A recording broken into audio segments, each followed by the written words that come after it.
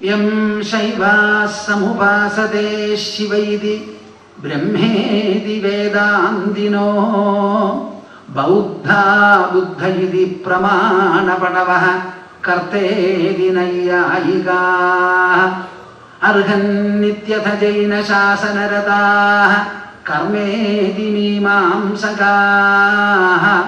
സോയം വോ വിദധാതു വാഞ്ചിതഫലം ത്രൈലോക്യനാഥോ ഹരിഃ സോയം വോ വിദധാതു വാഞ്ചിതഫലം ത്രൈലോക്യനാഥോ ഹരിഃ.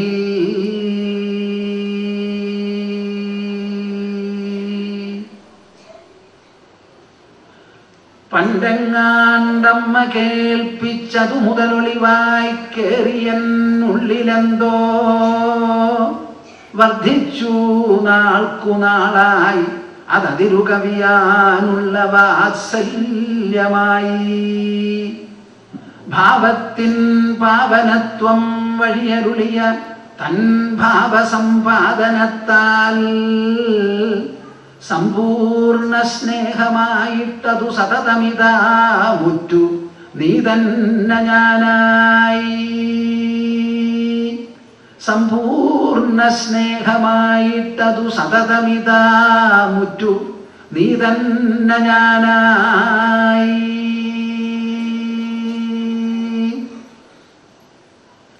എന്താശങ്ക എനിക്കു ജീവനമതിൽ വിശ്വംഭരൻ നീ സദാ കുഞ്ഞിൻ പാലനമോർത്തതിനുചിതമായി സ്തന്യം ചമച്ചില്ലയോ. വീണ്ടും വീണ്ടും ഇതോർത്തു യാദവപദേ ഗോപീപദേ സത്പദേ പാദാംഭോജനിഷേവ കൊണ്ടു സതതം കാലം കഴിക്കുന്നു ഞാൻ. പാദാംഭോജനിഷേവ കൊണ്ടു സതതം കാലം കഴിക്കുന്നു ഞാൻ.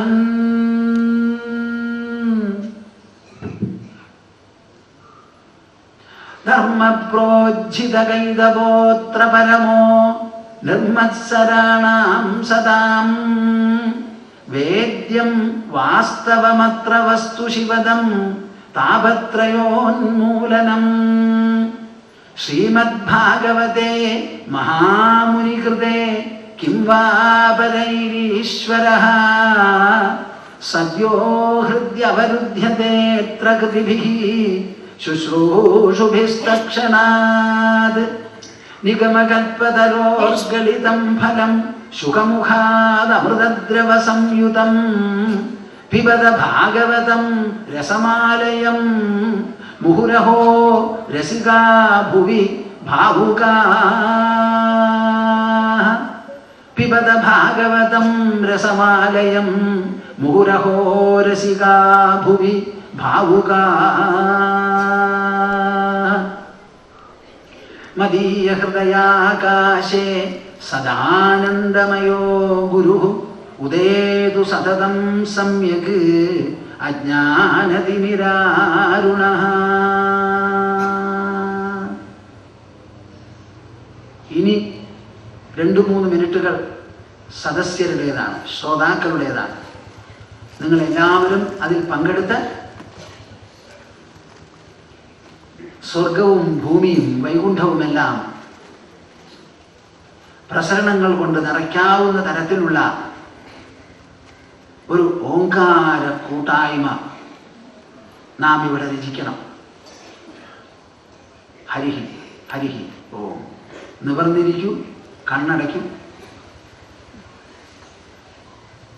ലജ്ജയില്ലാതെ സങ്കോചമില്ലാതെ വലിയ ഒരവസരമാണ്, പുണ്യകരമാണ്. ജന്മജന്മങ്ങൾക്ക് നാം നേടാൻ ഉദ്ദേശിക്കുന്നതിൻ്റെ ഒരു വലിയ തപസ്സാണെന്ന് വിചാരിച്ച് എല്ലാവരും കൂടി ജപിക്കൂ. ഹരിഹി ഹരിഹി ഓ.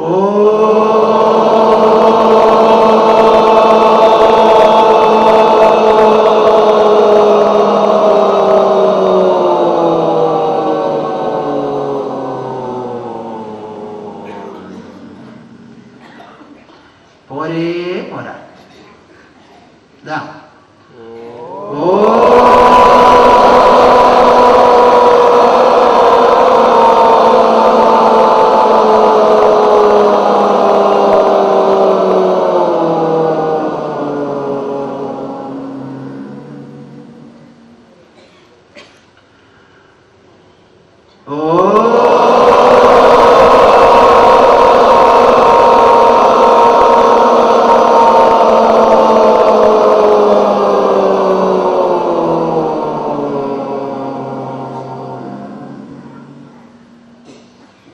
ഹരി ഓം. ജയ ഗുരു, ജയ ഗുരു. ഞാനിവിടെ വരുന്നതിന് മുൻപ് മാ ഗുരുപ്രിയ സംസാരിക്കുന്നതിന് മുൻപാണെന്നാ തോന്നുന്നത് എനിക്ക്. ഒരു ഭക്ത എൻ്റെ അടുത്ത് വന്ന് പറഞ്ഞു, സ്വാമിജി ഈ ആദ്യം ചൊല്ലുന്ന ശ്ലോകം എന്താണെന്നൊന്ന് പറഞ്ഞു തരണമെന്ന്. പറയാം. യം ശൈവാസമുപാസതേ ശിവൈതി ബ്രഹ്മേതി വേദാന്തിനോ ബൗദ്ധാ ബുദ്ധ ഇതി പ്രമാണപടവഃ കർത്തേരി നൈയായികാഃ അർഹൻ നിത്യഥ ജൈനശാസനരതാഃ കർമ്മേതി മീമാംസകാഃ സോയം വോ വിദധാതു വാഞ്ചിതഫലം ത്രൈലോക്യനാഥോ ഹരിഃ.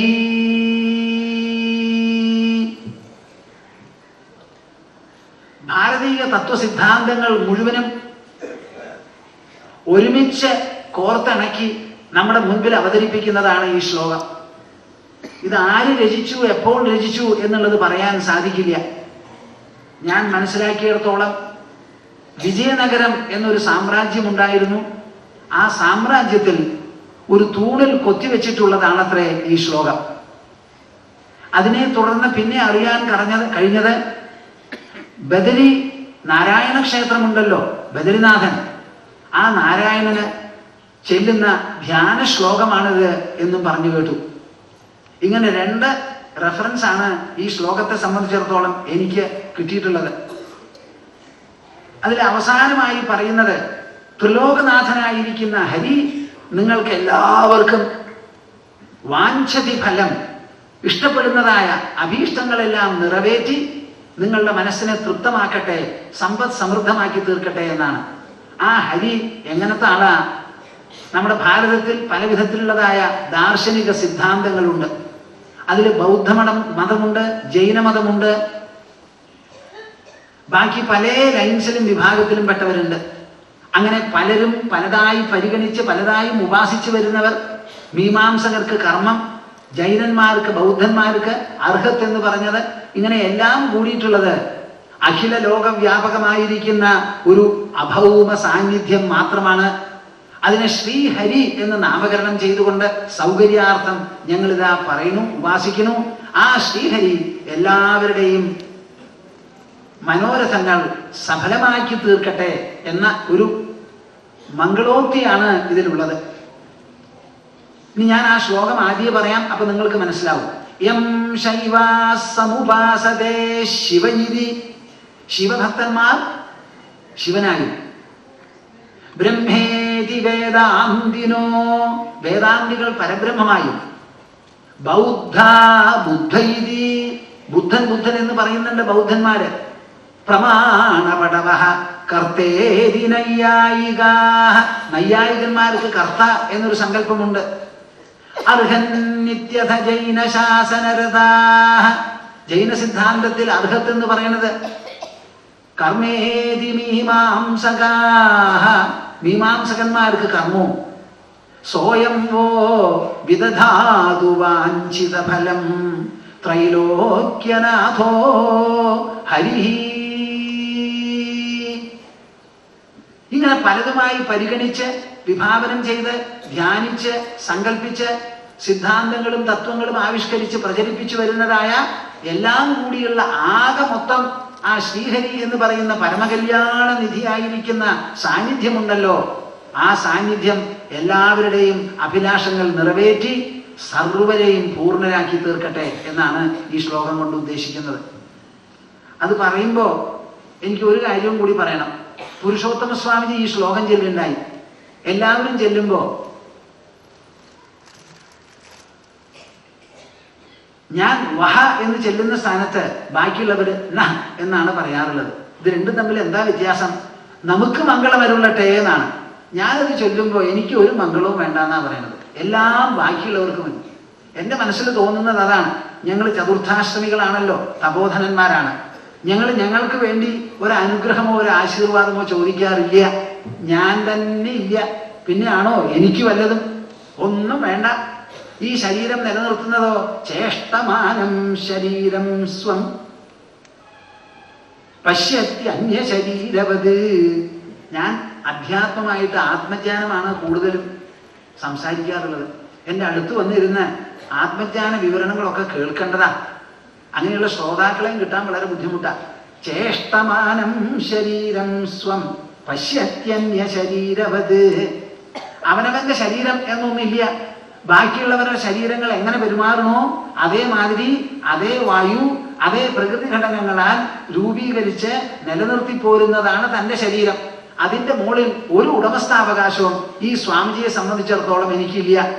നിങ്ങളുടെ ശരീരത്തിൽ നിങ്ങൾക്ക് എത്ര ഉടമസ്ഥാവകാശമുണ്ടോ അതേ ഉടമസ്ഥാവകാശം, നിങ്ങളുടെ ശരീരത്തിൽ എനിക്ക് എത്ര ഉടമസ്ഥാവകാശമുണ്ടോ അത് തന്നെ ഈ ശരീരത്തിലുള്ളൂ. ഇത് പാഞ്ചഭൗതികമാണ്. ഇതിനെ നിലനിർത്തുന്നത് പ്രകൃതിയാണ്. അതിന് ഈ സ്വാമിജിക്ക് വല്ല ഉത്തരവാദിത്വം ഉണ്ടോ? സ്വാമിജി സംസാരിക്കണോ എങ്ങനെയാ സംസാരിക്കണേ എനിക്ക് അറിയില്ല. ഇപ്പോഴും അറിയില്ല, മുമ്പും ഇല്ല, ഇനി അറിയാനും പോണില്ല. വായുന്ന് ഇങ്ങനെ ശബ്ദം വരണു. ഞാൻ വരുത്തിയിട്ടാണോ വരണത്? നിങ്ങളൊക്കെ കേൾക്കുന്ന മാതിരി എൻ്റെ ചെവികൾ കേൾക്കണു. നിങ്ങൾ ഒരു പക്ഷെ കേൾക്കില്ല, ഞാൻ കേൾക്കും. ഈ ശബ്ദം ഓരോന്നായിട്ട് വരണമെങ്കിൽ ആശയങ്ങൾ രൂപീകരിക്കണം. അത് എവിടെയാ രൂപീകരണം നടത്തുന്നത് എനിക്കറിയില്ല. ഡോക്ടർമാര് പറയണമില്ല, ഞാൻ ചോദിച്ചിട്ടുമില്ല. ഒരു പക്ഷേ ഈ പുരിയത്തിന് മുകളിലുള്ള തലച്ചോറിലാണ്. ആ തലച്ചോറിൽ നിന്ന് ആശയങ്ങൾ രൂപീകരിച്ച് ഒരു സെക്കൻഡ് പോലും വ്യത്യാസമില്ലാതെ വായിൽ നിന്ന് പിറുപിറുപിറുപിറുന്നുണ്ടെങ്കിൽ എങ്ങനെയാ വരണത്? ഇതിൽ ഏതെങ്കിലും ഒരു വാക്ക് പഴക്കേ അല്ല തെറ്റായിട്ട് വരെ എന്താ? ആരാ ഇതിന് ഉത്തരവാദിത്വം എനിക്കില്ല. ന ഭാരതീമേംഗമൃഷോപലക്ഷ്യതേ. ഭാഗവതം പറയുന്നതാണ്. എൻ്റെ നാവ് തെറ്റ് ചെയ്യാറില്ല, പറയാറില്ല. എൻ്റെ മനസ്സ് തെറ്റായ കാര്യങ്ങളിൽ ചെന്ന് അറിയുന്നില്ല. കയ്യും കാലുമാണെങ്കിൽ അബദ്ധം ചെയ്യില്ല. ഇതൊക്കെ ചെയ്യാതെ ഇരിക്കാൻ നമുക്ക് എന്ത് ഇൻഷുറൻസാ നമ്മുടെ കയ്യിലുള്ള? ഒന്നുമില്ല. പരാധീനമാണ് ഈ ശരീരം. ദേഹം പരാധീനം. മനസ്സിലാവുന്നുണ്ടോ നിങ്ങൾക്ക്? ആരെങ്കിലും ഒരാളുണ്ടോ ഈ സദസ്സിൽ എൻ്റെ മുമ്പിൽ നിന്ന് പറയാൻ എൻ്റെ ശരീരം സ്വാധീനത്തിലുള്ളതാണെന്ന്? ഞാൻ കാണിച്ചു തരാം. മൂക്കും വായും പൊത്തിപ്പിടിച്ചാൽ നിങ്ങൾ എന്ത് ചെയ്യും? അത് നിങ്ങളുടെ ഒരു മുറിയുടെ ഉള്ളിലിട്ട് കാറ്റ് മുഴുവൻ എടുത്തു കളഞ്ഞാൽ എൻ്റെ ശരീരം ഒന്ന് ശ്വസിക്കൂ, നിങ്ങൾ കാണട്ടെ. ആരുടെ ശരീരവും അവരവരുടെ അല്ല എന്നെങ്കിലും ഈ നിറഞ്ഞ സദസ്സ് സമ്മതിക്കണം, മനസ്സിലാക്കണം, ഗ്രഹിക്കണം. അതാണ് ഭക്തിയുടെ ആദ്യ പാഠം, അവസാനത്തെ പാഠവും. പരാധീനമാണ് ഈ ശരീരം. ഭാഗവതത്തിന്റെ ഭാഷയാണത്. അപ്പൊ അങ്ങനെ വരുമ്പോ നമുക്ക് എന്താ പറയാനുള്ളത്? ഒരു സാധനവും നമ്മുടെ അല്ല, ഒന്നും തന്നെയല്ല. അങ്ങനെ വരുമ്പോ ചതുർത്ഥാശ്രമികളായിരിക്കുന്ന ഞങ്ങൾ ഒരിക്കലും ഞങ്ങൾക്ക് വേണ്ടി മംഗളങ്ങളോ അഭീഷ്ടങ്ങളോ തേടുന്നില്ല. നേരെ മറിച്ച് ഒരു ചതുർത്ഥാശ്രമിയുടെ യോഗ്യത നിരാഗ്രഹിയായിട്ടിരിക്കാനാണ്. ആഗ്രഹത്തിന്റെ ലേശം പോലും മനസ്സിലുണ്ടായിക്കൂടാ. ശ്രീകൃഷ്ണൻ എന്താ അർജുനനോട് പറഞ്ഞത്? നിത്യ കാമരൂപേണ കൗന്ദേയ ദുഷ്പൂരേണ അനലേന ച ജ്ഞാനിനോ നിത്യവൈരിണ. ആശയുടെ ഒരു പൊട്ടുപോലും തത്വജ്ഞാനിക്ക് നിത്യവൈരിയാണ്. കേൾക്കുന്നുണ്ടോ നിങ്ങള്? ഞാൻ നിങ്ങളോട് ഈ സംസാരിക്കുന്ന സമയത്ത് ഈ സംസാരിക്കുന്നതിൽ പോലും എനിക്ക് ആശയോ അഭിലാഷമോ അഭിമാനമോ ഉണ്ടെങ്കിൽ എൻ്റെ ആ ജ്ഞാനം, ജ്ഞാനി എന്നുള്ള നില ഹനിക്കപ്പെട്ടു.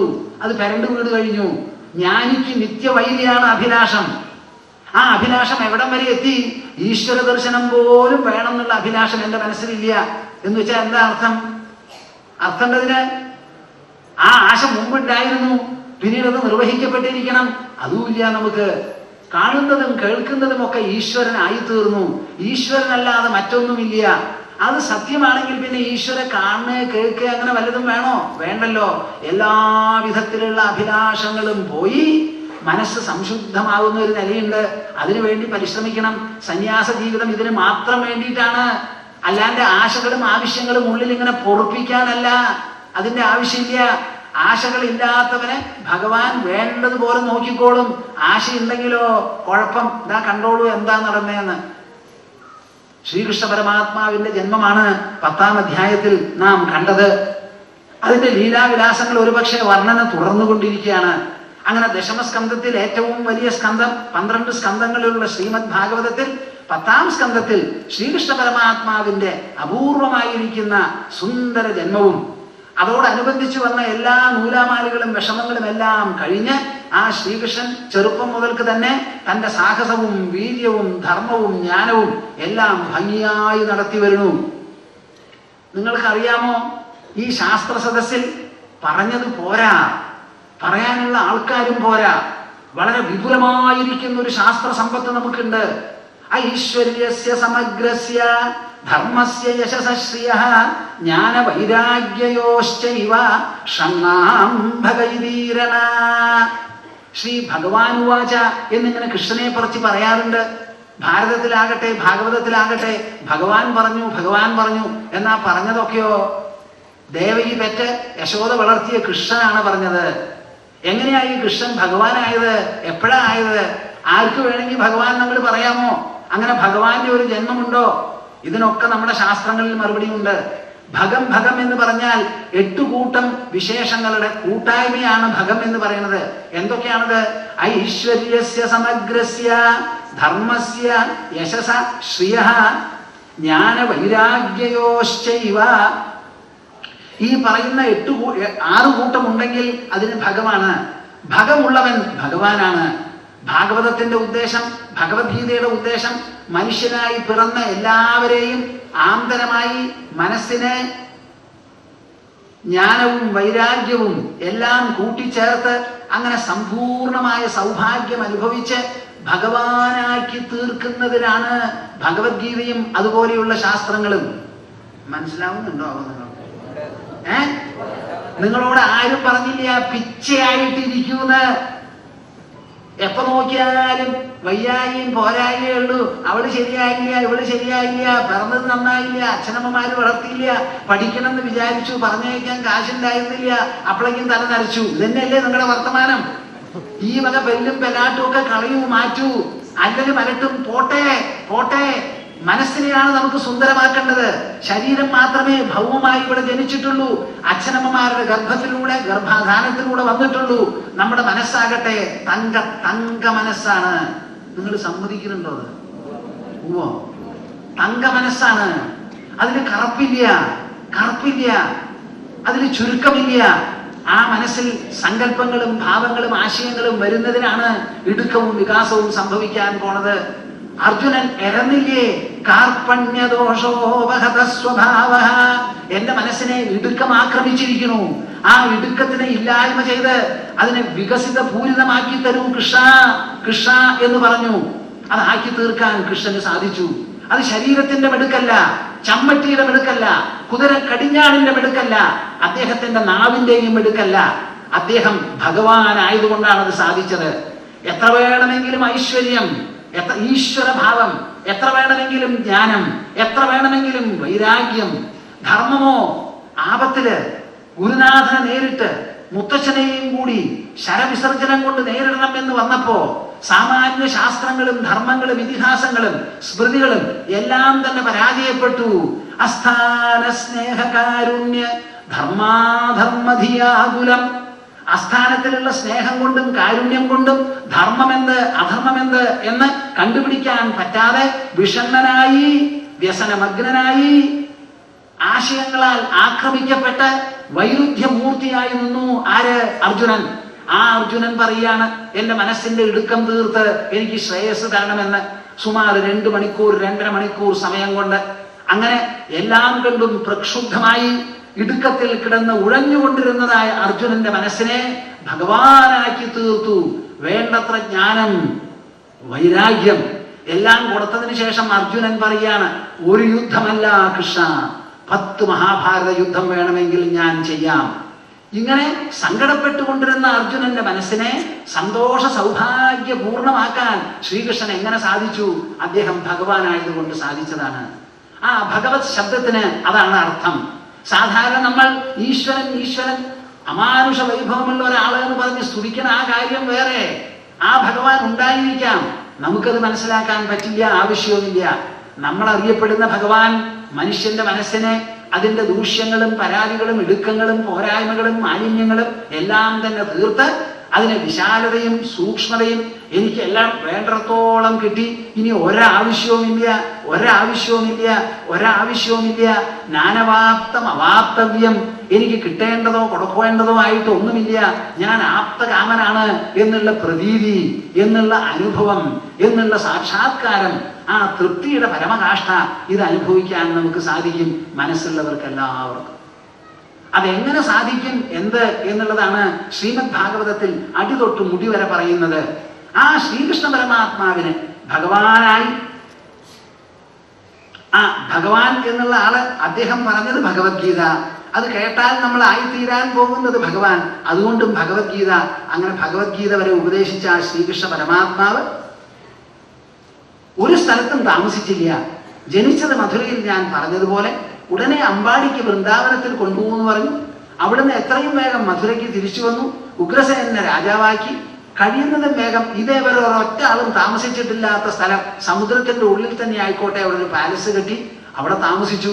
അവസാനം അതും വിട്ടുപോയി. ഒരു സ്ഥലത്തും അദ്ദേഹം ഇരുന്നിട്ടില്ല. അങ്ങനെ അപൂർവമായിരിക്കുന്ന ഒരു വ്യക്തിവിശേഷം ശ്രീകൃഷ്ണ പരമാത്മാവിനെ കാണാനും കുറച്ച് സമയം ചെലവ് ചെയ്യാനും നാരദ മഹർഷി ഇടയ്ക്കിടയ്ക്ക് ദ്വാരകയ്ക്ക് പോയിക്കൊണ്ടിരുന്നു. കേൾക്കുന്നുണ്ടോ നിങ്ങള്? ദ്വാരക ഉണ്ടെങ്കിൽ നമുക്കൊന്ന് പൊക്കൂടെ? എന്നാ ഇത് തന്നെയാണ് നിങ്ങളുടെ ദ്വാരക. ഇവിടെ ശ്രീകൃഷ്ണ പരമാത്മാവ് പ്രത്യക്ഷ കൃഷ്ണയേവിഹി, ശ്രീമദ് ഭാഗവതമാണ് പറയുന്നത്. 12 ദിവസം ഇത് ദ്വാരക തന്നെ, ഒരു സംശയമില്ല. പക്ഷെ നിങ്ങൾ ആരും അങ്ങനെ ആക്കാൻ കൂട്ടാക്കണില്ല. അത് മനസ്സിന്റെ പിച്ചത്തനല്ലേ അത്. അപ്പൊ ദ്വാരകയ്ക്ക് ഒന്ന് പോയപ്പോഴോ പതിവ് പോലെ കൃഷ്ണൻ അവിടെ ഉണ്ടായിരുന്നില്ല. കൃഷ്ണൻ ഇല്ല ഇവിടെ? ഇല്ല. എന്നാ ഞാൻ പോണു. കൃഷ്ണദർശനലാലസഹ, കേട്ടു ആ വാക്ക്? നിങ്ങൾക്ക് എങ്ങനെയെങ്കിലും അങ്ങനെ ഒരു ലാലസത്വം ഉണ്ടോ? കൃഷ്ണദർശനലാലസഹ, കൃഷ്ണദർശനലാലസഹ. ആപ്തകാമനാണ് നാരദ മഹർഷി. എപ്പോ നോക്കിയാലും തമ്പൂരും മീട്ടിക്കൊണ്ട് ഹരിഭജനം ചെയ്തുകൊണ്ട് നടക്കുന്ന ആളാണ്. അദ്ദേഹത്തിനും കൃഷ്ണ പരമാത്മാവ് എന്ന് പറഞ്ഞപ്പോ അവിടെ ഒന്ന് പോവാം, അദ്ദേഹത്തിന്റെ വിശേഷ ജന്മം ഒന്ന് കാണാം, അദ്ദേഹം ചെയ്തിട്ടുള്ളതൊക്കെ കേൾക്കാം. എന്ത് പറഞ്ഞാലും, കുതിരയുടെ കടിഞ്ഞാൺ പിടിച്ചുകൊണ്ട് പിന്നാക്കം നോക്കി പറഞ്ഞാലും, അല്ല ഗോപസ്ത്രീകളോടുകൂടി വിഹരിക്കുന്ന സമയത്ത് സംസാരിച്ചാലും, മണ്ണ് തിന്നിട്ട് അമ്മയെ അഭിമുഖീകരിക്കുന്ന സമയത്തും ഒരല് വലിക്കുന്ന സമയത്തും എപ്പ നോക്കിയാലും ഈ കൃഷ്ണന്റെ വാക്കുകൾ ഉണ്ടല്ലോ, അമൃത നിശ്യന്തികളാണത്. അപ്പൊ എന്തെങ്കിലും 4 വാക്ക് കേട്ടാൽ പാൽപ്പായസത്തിൽ കുറച്ച് പഞ്ചസാര ചേർത്ത മാതിരിയല്ലേ ആവുള്ളൂ എന്ന് പറഞ്ഞ് കൃഷ്ണനെ കാണാൻ പോകാറുണ്ട്. ഒരു തവണ പോയപ്പോ കൃഷ്ണൻ അവിടെ ഇല്ല എന്നുള്ള വർത്തമാനം കേട്ട് മടങ്ങി യാത്രയായി. കുറച്ചൊരു നിരാശയുണ്ടായിരുന്നു. അപ്പൊ വരുന്ന വഴിക്ക് ഒരവസരം കിട്ടി. ആർക്ക്? വസുദേവൻ കൃഷ്ണന്റെ കൂടെ അവിടെ താമസിക്കുകയാണല്ലോ. അപ്പൊ അവിടെ കൃഷ്ണൻ തനിക്ക് ജനിച്ച് താൻ വളർത്തി കൊണ്ടുവന്നിട്ടുള്ള കൃഷ്ണനാണ്. അപ്പൊ മകൻ എന്നൊരു തോന്നലുണ്ട്. ആ മകൻ എന്നുള്ള തോന്നലുള്ളത് കൊണ്ട് കപിലനെ ഭഗവാനായി കണ്ട് നമസ്കരിച്ച് ഉപദേശം പെറ്റ് അവസാനം ദേവഹൂതിയെയും കപിലനെയും വിട്ട് അച്ഛാ പൊക്കോളൂ, സന്യസിച്ചോളൂ, തപസ് ചെയ്തോളൂ. നിങ്ങൾ കേൾക്കുന്നുണ്ടോ ഞാൻ പറയുന്നത്? പൊക്കോളൂ എന്ന് പറയാൻ ആ അച്ഛന് സാധിച്ചു. ആർക്ക്? കപിലന്റെ അച്ഛന് സാധിച്ചു, അമ്മയ്ക്കും സാധിച്ചു. എന്നാൽ വസുദേവൻ ആശാപാശം കൊണ്ട് കൃഷ്ണനെ പെറ്റു വളർത്തിയാലും സാധിച്ചില്ല. മഹാഭാവം. ആ വസുദേവനെ കണ്ടാൽ എനിക്ക് ഇപ്പോഴും തോന്നുന്നത് മഹാഭാവം. സാധിച്ചില്ല ആ ഭാവം. അച്ഛനമ്മമാരുടെ വിഷമാണത്. അപ്പോ അദ്ദേഹം പറഞ്ഞു, നാരദരെ ഒറ്റയ്ക്ക് കിട്ടി. സാധാരണ കൃഷ്ണനെ കാണാൻ മാത്രമേ വരുള്ളൂ. അപ്പൊ കൃഷ്ണൻ ഇല്ലാത്തത് കൊണ്ട് മടങ്ങി കുറച്ചൊരു നിരാശയുണ്ട്. എന്നാ കൃഷ്ണനെ പെറ്റു വളർത്തിയ ആളാണല്ലോ, അച്ഛനാണല്ലോ എന്ന് വിചാരിച്ച് നാരദ മഹർഷി ഒന്ന് നിൽക്കൂ, എനിക്ക് ചില കാര്യങ്ങൾ പറയാനുണ്ട്. അപ്പൊ അദ്ദേഹത്തിനും സന്തോഷം തോന്നി. കൃഷ്ണനെയോ കണ്ടില്ല. ഇനി കൃഷ്ണന് ജന്മം നൽകിയ വസുദേവരെങ്കിലും ഒന്ന് കാണാം എന്ന് വിചാരിച്ച് എന്താ അത് എന്ന് ചോദിച്ചു. അമ്മ ദുർലഭോ മാനുഷോ ദേഹോ ദേഹിനാം ക്ഷണഭംഗുരഃ തത്രാപി ദുർലഭം മന്യേ വൈകുണ്ഠപ്രിയ ദർശനം. ഈ സംസ്കൃത ശബ്ദങ്ങളുണ്ടല്ലോ, ഇത് വായിക്കുമ്പോൾ എൻ്റെ മനസ്സിലുണ്ടാവുന്ന സന്തോഷം, എന്തെങ്കിലും ഒരു എക്യുപ്മെന്റ് ഉണ്ടെങ്കിൽ കുറച്ചങ്ങോട്ട് പകർന്നു തരായിരുന്നു. ഞാൻ ശബ്ദം കൊണ്ടത് പകരാൻ നോക്കുന്നുണ്ട്. ദുർലഭോ മാനുഷോ ദേഹോ ദേഹിനാം ക്ഷണഭംഗുരഃ. ക്ഷണഭംഗുരമായിരിക്കുന്ന ഈ മാനുഷ ലോകമുണ്ടല്ലോ, മാനുഷ ജീവിതം, ഇത് വളരെ വളരെ ദുർലഭമാണ്. തത്രാപി ദുർലഭം മന്യേ, അതിനേക്കാൾ ദുർലഭമാണ് വൈകുണ്ഠപ്രിയ ദർശനം. വൈകുണ്ഠപ്രിയന്മാരെ, മഹാവിഷ്ണുവിനെ ഇഷ്ടപ്പെടുന്ന ഭക്തന്മാരുണ്ടല്ലോ, ആ ഭക്തന്മാരെ കാണുക ഒരു നോക്ക്. അവരെ കാണുക. സംസാരിക്കാൻ സാധിച്ചാൽ സംസാരിക്കുക, ഇല്ലെങ്കിൽ ദൂരെ നിന്നെങ്കിലും, അകത്ത് പറ്റിയില്ലെങ്കിൽ ദൂരെ നിന്നെങ്കിലും ഒന്ന് പ്രണമിക്കുക. ആ കണ്ണിനെയും കരളിനെയും മസ്തിഷ്കത്തെയും ഹൃദയത്തെയും ഒന്ന് കുളിർപ്പിക്കുക. അത് സാധിച്ചാൽ വളരെ വളരെ വിശേഷമാണ്, അപൂർവമാണ്. മന്യേ ഭാഗവത സാക്ഷാത് പാർഷദാൻവോ മധുദ്വിഷ വിഷ്ണോർഭൂതാനി ലോകാനാം പാവനായ ചരന്തി. ഈ മഹാവിഷ്ണു ഭക്തന്മാരുണ്ടല്ലോ, അവർ ലോകത്തിനെ പാവനമാക്കാൻ, പരിശുദ്ധമാക്കാൻ വേണ്ടി, എല്ലാവർക്കും മാംഗല്യമരുളാൻ, മംഗളമരുളാൻ, നിത്യമംഗളം നേരാൻ വേണ്ടി സഞ്ചരിക്കുന്നവരാണ്. അവരുടെ സഞ്ചാരത്തിനെയാണ് ഞാൻ അദൃശ്യശക്തി ദൃശ്യമാകുമ്പോൾ എന്ന പുസ്തകത്തിൽ മുഖവുരയായിട്ട് എഴുതിയത് മാതിരി ഭാഗവത പരിവ്രജനം എന്നൊരു ഭാഗം എഴുതിയിട്ടുണ്ട്. അതിൽ പറഞ്ഞിട്ടുണ്ട് എന്ത്, സഞ്ചാര സമാധി എന്ന് പറയുന്നത് എന്താണെന്ന്. സഞ്ചരിച്ചു കൊണ്ടിരിക്കുന്ന ഒരു സമാധി. ഞങ്ങളൊക്കെ പരമഹംസന്മാരും പരിവ്രാജകന്മാരുമാണ്. ഞങ്ങൾ ഒരു സ്ഥലത്ത് ഇരിക്കുന്നവരല്ല. അങ്ങനെ സഞ്ചരിച്ചു കൊണ്ടിരിക്കുന്നതിന്റെ ഉദ്ദേശം ജനങ്ങൾക്ക് എല്ലാവർക്കും വന്നു കാണാൻ പറ്റില്ല, ചിലർക്ക് അങ്ങോട്ട് പോയാൽ ഒരവസരമായി എന്ന് പറഞ്ഞ് ലോകത്തിനെ അനുഗ്രഹിക്കാൻ വേണ്ടി നടക്കുന്നവരാണ്. അത് മുഖവരിയായിട്ട് പറഞ്ഞത് അത് ആത്യന്തികം ക്ഷേമം പൃച്ഛാമോ ഭവതോ നഘാഃ സംസാരേസ്മിൻ ക്ഷണാർദ്ധോപി സത്സംഗ ശേവധർണാം. അരനേരം പോലും അല്ല, ക്ഷണം പോലും ഈ ലോകത്തിൽ സത്സംഗം ഉണ്ടായി എന്നുണ്ടെങ്കിൽ അത് വളരെ വിശേഷപ്പെട്ടതാണ് എന്ന് പറയുണ്ടായി. ഞാൻ പറഞ്ഞതിൽ ഒരു ചെറിയ തെറ്റ് പറ്റിപ്പോയി കേട്ടോ. ഈ വസുദേവൻ നാരദനെ കണ്ടപ്പോ നാരദനോട് പറയുന്നതാണ്, ഭഗവൻ ഭവതോ യാത്ര സ്വസ്ഥയേ സർവദേഹിനാം കൃപണാനാം യഥാ പിത്രോഃ ഉത്തമ ശ്ലോകവർത്തനാം ഭൂതാനാം ദേവചരിതം ദുഃഖായ ച സുഖായ ച സുഖായൈവ ഹി സാധൂനാം ത്വാദൃശാം അച്യുതാത്മനാം ഭജന്തി യേ യഥാ ദേവാൻ ദേവാ അപി തഥൈവ താൻ ഛായേവ കർമ്മസജീവാഃ സാധവോ ദീനവത്സലാഃ ബ്രഹ്മം സ്തദാ വിപൃച്ഛാമോ ധർമാൻ ഭാഗവതാം സ്തവ യാൻ ശ്രുത്വാ ശ്രദ്ധയാമർത്യോ മുച്യതേ സർവതോ ഭയാത് അഹം കില പുരാനന്ദം പ്രജാർത്ഥോ ഭുവി മുക്തിദം അഭൂജയം ന മോക്ഷായ മോഹിതോ ദേവമായയാ യഥാ വിചിത്രവ്യസനാത് ഭവദ്ഭിർവിശ്വതോ ഭയാത് മുച്യേമ ഹ്യന്ത്യസൈവാദ്ധ തഥാന ശാധിസുവ്രത. ഇതാണ് പറഞ്ഞത്. എന്താ പറഞ്ഞത്? അങ്ങേപോലെയുള്ളവരോട് കൂടിയിട്ട് കുറച്ചു നേരം സമയം ചെലവ് ചെയ്യാൻ സാധിച്ചാൽ വളരെ വളരെ വിശേഷപ്പെട്ടതാണ്. ഈ ദേവന്മാരെങ്ങനത്തെവരാന്നറിയോ? നമ്മുടെ നിഴല് പോലെയാ. നമ്മൾ കൈവന്തിച്ചാൽ അവരും കൈവന്തിക്കും. കേൾക്കുന്നുണ്ടോ നിങ്ങള്? നമ്മൾ എന്തെങ്കിലും പറഞ്ഞങ്ങോട്ട് കൊടുത്ത് സന്തോഷിപ്പിച്ചാൽ അവരും ചിരിച്ചുകൊണ്ട് നിങ്ങൾക്ക് എന്ത് വേണമെന്ന് ചോദിക്കും. എന്തെങ്കിലും കാര്യത്തിൽ കൊടുക്കാൻ പറ്റിയില്ലെങ്കിലോ തിരിഞ്ഞു നോക്കൂല്ലാന്ന്. കേൾക്കുന്നുണ്ടോ നിങ്ങള്? ഛായേവാന്ന് പറയുന്നത് നമ്മുടെ പ്രവൃത്തിയെ അനുസരിച്ച് അനുഗമിക്കുന്നവരാ.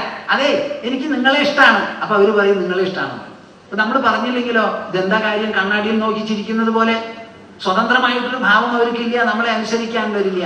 അങ്ങേപോലെയുള്ള അച്യുതാത്മാക്കൾ ഉണ്ടല്ലോ, അങ്ങനെയല്ല. എല്ലാവരുടെയും ക്ഷേമത്തിനും മംഗളത്തിനും വേണ്ടി ആശംസിച്ചുകൊണ്ട് അനുഗ്രഹിച്ചുകൊണ്ട് സഞ്ചരിക്കുന്നവരാണ്. എനിക്ക് അങ്ങയോട് ഒരു ചോദ്യം ചോദിക്കാനുണ്ട്. അഹം കില പുരാനന്ദം പ്രജാർത്ഥോ ഭുവി മുക്തിദം അഭൂജയം ന മോക്ഷായ മോഹിതോ ദേവമായയാ.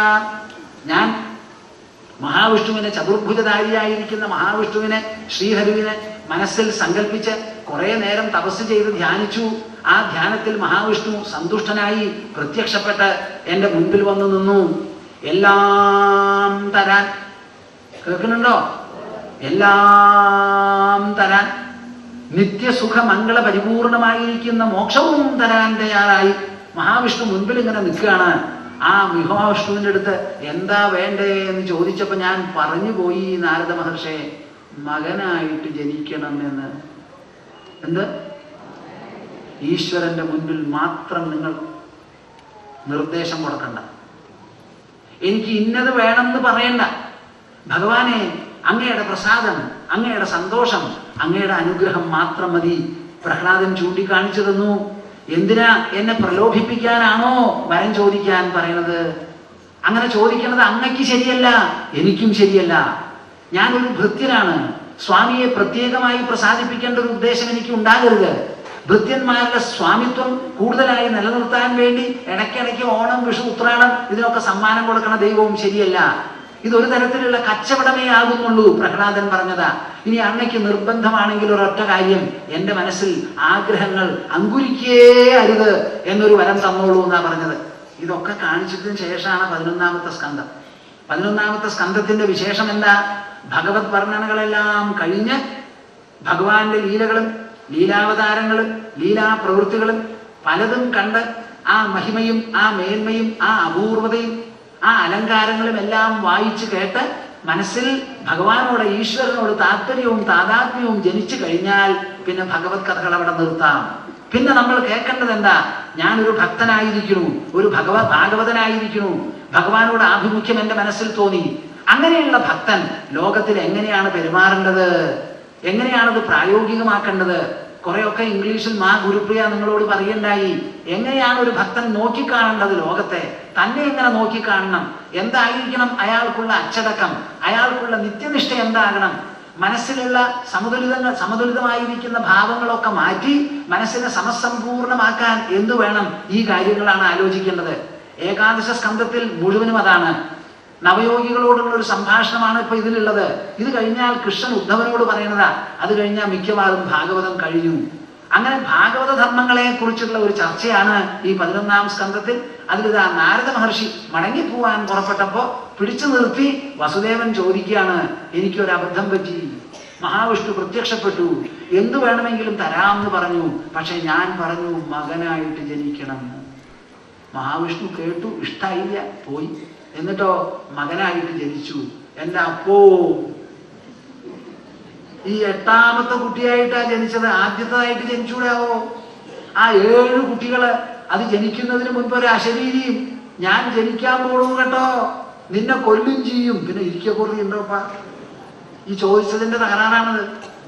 അത് ആദ്യത്തെ കുട്ടി ജനിച്ചു, 2ാമത്തെ കുട്ടി ജനിച്ചു, ഓരോരുത്തരെയും കൊണ്ടു കൊടുക്കേണ്ടി വന്നു. കംസനെ കല്ലിലടിച്ചു, അവസാനം ജയിലിലിട്ടു. പൂർണ്ണ ഗർഭിണിയായിരുന്നപ്പോ ചങ്ങലയിട്ടു, കാലില് അർദ്ധരാത്രിക്ക് ചങ്ങല കഴിഞ്ഞു. ദാ മഹാവിഷ്ണുവിന്റെ ജനനം.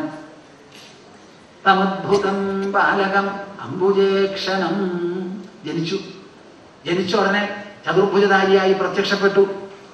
എന്നിട്ട് പറയാനുള്ളതൊക്കെ പറഞ്ഞ് പെട്ടെന്ന് ചെറിയ കുട്ടിയായി. അച്ഛാ അച്ഛാ, ഒറ്റ അക്ഷരം പറയുന്നു. കൊട്ടയിൽ എടുത്തു വെച്ച് അമ്പാടിയിലേക്ക് കടത്തിക്കോളണം. എന്നോട് പറഞ്ഞതെന്താ? മകനായിട്ട് ജനിക്കണം. ജനിച്ചില്ലേ, മതി, മിണ്ടണ്ട. വളർത്തണം എന്ന് എന്നോട് പറഞ്ഞില്ലല്ലോ. ഞാൻ എവിടെയോ വളർന്നോളാം. പോയി അവിടെ കൊണ്ടുപോയി ആക്കി. അവിടെ ആ കുളമ്പടിയും വാലും അതിന്റെ പൊടിയും പടലവും എല്ലാമായി ബാക്കിയുള്ളവരോട് കൂടി കളിച്ച് പിന്നീട് വന്നതോ ഉപായപ്പെട്ട കാര്യത്തിനാ വന്നത്. കംസന്റെ ക്ഷണമേറ്റ് വന്ന് കുവലയാപീഠത്തിനെ കൊന്ന്, ആ 2 ആനക്കൊമ്പെടുത്ത് മല്ലചാണൂരന്മാരെ കൊന്ന്, അമ്മാവനെയും കൊന്ന്, മുത്തശ്ശനെ അങ്ങോട്ട് കാരാഗൃഹത്തിൽ നിന്ന് വിടുവിച്ച് അങ്ങനെ തുടങ്ങിയ കാര്യങ്ങൾ. ഈ വസുദേവന്റെ കൂടെ ഒരു നിമിഷം പോലും ഇരിക്കാൻ പറ്റിയിട്ടില്ല. ഇതാണ് അബദ്ധം. ഭഗവാനോട് ചെന്നിട്ട് എനിക്ക് കുട്ടി വേണമെന്ന് പറയരുത് കേട്ടോ, എനിക്കൊരു മത്തങ്ങ വേണം ചോദിക്കരുത്. 1 അല്ല 10,000 മത്തങ്ങ ഉണ്ടാവും. നിങ്ങൾ പറയണ്ട, ആ പറയണതാണ് തെറ്റ്. അപ്പൊ ഇപ്പൊ എന്തായി? കൃഷ്ണൻ എല്ലാവർക്കും മംഗളം അരുളിക്കൊണ്ട് സർവരെയും ഉപദേശിച്ചുകൊണ്ടിരിക്കുകയാണ്. എന്നാൽ മകനായി പോയല്ലോ, അതിന്റെ പേരിൽ എനിക്ക് കൃഷ്ണന്റെ അടുത്ത് പോയിരുന്നു ചമ്പ്രം പടിഞ്ഞിരുന്ന കൃഷ്ണ, നീ ഉപദേശിച്ചില്ലേ? അധ്യാത്മോപദേശം നൽകി അർജുനന്റെ ഇടുക്കമൊക്കെ തീർത്ത് വിഷമമൊക്കെ തീർത്ത് യുദ്ധം ചെയ്യിച്ചില്ലേ? അതേമാതിരി എനിക്കൊരു ഉപദേശം തരൂ എന്ന് ദേവഹൂതി കപിലനോട് പറഞ്ഞ മാതിരി പറയാൻ പറ്റിയില്ല. അച്ഛൻ അച്ഛൻ, മകൻ മകൻ എന്ന് പറയുന്ന ആ രക്തമമത അത് വിട്ടുപോയില്ല. ഇപ്പൊ എല്ലാവർക്കും മോക്ഷം കൊടുക്കണം, ഞങ്ങളാണെങ്കിൽ പിച്ചയായിട്ട് നടക്കണം. അതുകൊണ്ട് എനിക്കൊരു അപേക്ഷയുണ്ട്, ധർമാൻ ഭാഗവതാൻ. കേൾക്കണുണ്ടോ നിങ്ങള്? ഭാഗവത ധർമ്മങ്ങൾ പറഞ്ഞു തരൂന്ന്, ഭഗവത് വിശേഷങ്ങൾ പറയുന്നു തരൂന്നല്ല പറയണത്. ഭാഗവത ധർമ്മങ്ങൾ എനിക്ക് പറഞ്ഞു തരൂ. ആ ഭാഗവത ധർമ്മങ്ങൾ പറഞ്ഞു തരണം എന്ന് പറഞ്ഞ് ആവശ്യപ്പെട്ടു. യഥാ വിചിത്രവ്യസനാത് ഭവദ്ഭിർവിശ്വതോ ഭയാത് മുച്യേമഹ്യന്ത്യസൈവാദ്ധ തഥാനശാധിതൂവ്രത. വിചിത്രമായിരിക്കുന്ന ഈ വ്യസനമാണ് സംസാരം.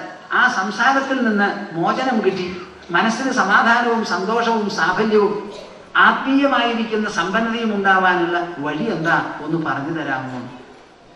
നാരദന് വലിയ ഇഷ്ടമായി.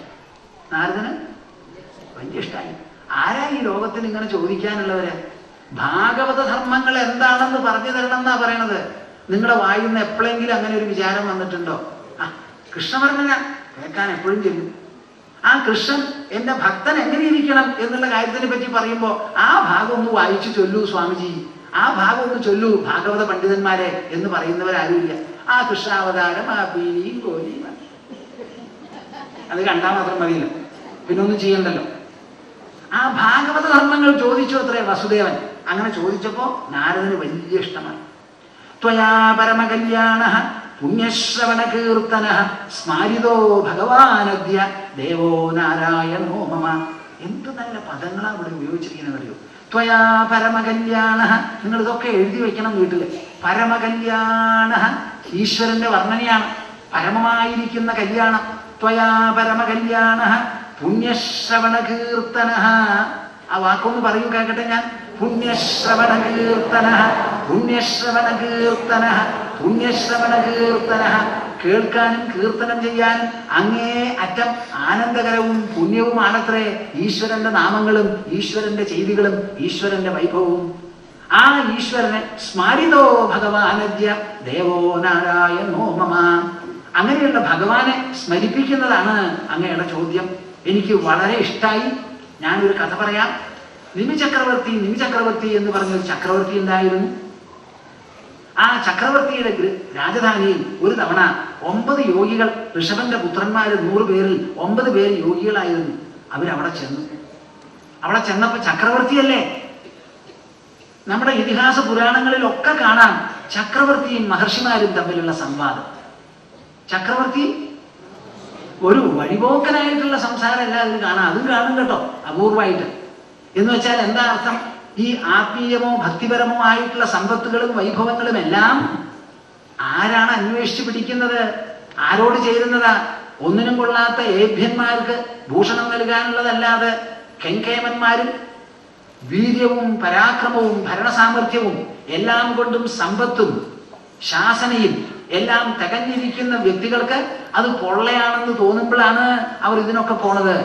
അപ്പൊ ഏതോ ഒരു സോബ്ലാങ്കി പറഞ്ഞതും കേട്ടതൊന്നും അല്ലാതെ നിമി ചക്രവർത്തിയുടെ അടുത്ത് 9 യോഗികൾ ചെന്നപ്പോ അദ്ദേഹത്തിന് മനസ്സിലായി, ആ കണ്ടപ്പോ തന്നെ മനസ്സിലായി വരുന്ന ആളാരാണ്. നമ്മൾ നല്ല മനുഷ്യരെ കണ്ടാലും വേണ്ട പോലെ കണ്ടാലും ഒന്ന് എണീക്കുന്നുണ്ട്, സാധാരണക്കാർ ഒന്നും കൂടി മുറുക്കി. അപ്പൊ എന്താ ഈ എണീക്കണേന്ന് പറഞ്ഞാൽ, നമ്മുടെ ഒരാളുടെ മുമ്പിൽ ചെന്ന് നമസ്കരിച്ചാൽ ആ നമസ്കരിച്ച ആൾക്ക് ഒരു 1/4 നയാ പൈസ പ്രയോജനം ഉണ്ടെന്നാ നിങ്ങൾ വിചാരിക്കണേ? ഭഗവാനെ നമസ്കരിച്ചു, ആ ഭഗവാൻ എന്ന് പറയുന്ന ആള് കാണുന്നും കൂടിയില്ല. ഒരു മനുഷ്യനെ നമസ്കരിച്ചാൽ ആ ആള് കാണുമായിരിക്കാം. ആ നമസ്കാരം കൊണ്ട് ഉണ്ടാവാനുള്ള ഗുണം നമുക്കാണ്. നാം നല്ല പോലെ ഭക്ഷണം പാകം ചെയ്ത് കഴിച്ചാൽ അത് ഭക്ഷണത്തിനോ മഹിമ നന്മ, അതോ നമുക്കോ? നമ്മുടെ വീട് വൃത്തിയാക്കി വെടുപ്പാക്കി വെച്ച് നല്ലോണം അലങ്കരിച്ചാൽ അത് വീട്ടിനോ നമുക്കോ? ഇതുണ്ടാതെ. അപ്പൊ ഭഗവാനെ സ്തുതിക്കണു, ഭഗവാനെ നമസ്കരിക്കണു. ഒരു കല്ലിന്റെ മുൻപിലോ പടത്തിന്റെ മുൻപിലോ ആയി പോയി നമസ്കരിക്കുന്നത് ആ ആരാധന മുഴുവനും ആരാധകന്റെ മനസ്സിനെ അലങ്കരിക്കാനും സംശുദ്ധമാക്കാനും അതിനെ പൂർണ്ണമാക്കാനും വേണ്ടിയിട്ടാണ്. ഈശ്വരാരാധനയിൽ നിന്ന് ഈശ്വരന് കടുകിട പോലും ലാഭമോ മെച്ചമോ ഇല്ല എന്ന് ഈ ലോകം മുഴുവനും അറിയാൻ വേണ്ടി ഭാഗവതത്തിൽ പ്രഖ്യാപിച്ചിട്ടുള്ള സത്യം ഞാനിതാ തുറന്നുദ്ഘോഷിക്കുന്നു. ആരെവിടെ ഈശ്വരനെ ആരാധിച്ചാലും അതുകൊണ്ട് കിട്ടാൻ പോകുന്ന ഗുണം ആരാധിക്കുന്നവർക്കാണ്. ആരാധകനിൽ അധിഷ്ഠിതമാണ്. അതുകൊണ്ടുള്ള നേട്ടം, അത് തെറ്റിയാൽ അതുകൊണ്ടുള്ള കോട്ടം, ഇത് രണ്ടും ആരാധകനാണ്, മറ്റൊരാൾക്കല്ല എന്ന് നിങ്ങൾ എല്ലാവരും മനസ്സിലാക്കൂ. അപ്പൊ മഹാരാജാവ് വിളിച്ചു പറഞ്ഞതാണ്, മന്യേ ഭഗവത സാക്ഷാത് പാർഷദാംഗോ മധുദ്വിഷഃ വിഷ്ണോർഭൂതാനി ലോകാനാം പാവനായ ചരന്തി ദുർലഭോ മാനുഷോ ദേഹോ ദേഹിനാം ക്ഷണഭംഗുരഃ തത്രാപി ദുർലഭം മന്യേ വൈകുണ്ഠ പ്രിയദർശനം.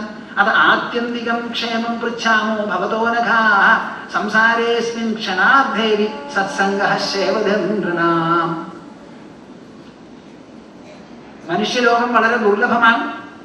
ആ ദുർലഭമായിരിക്കുന്ന മനുഷ്യജന്മത്തിൽ അങ്ങേയറ്റം ദുർലഭമാണ് വിഷ്ണുപ്രിയന്മാരോ ഭക്തന്മാരോ ജ്ഞാനികളോ ആയിട്ടുള്ളവരെ കാണുക, അവരായിട്ട് കുറച്ചു നേരമെങ്കിലും സംസാരിക്കാനോ കേൾക്കാനോ ഇടവരിക.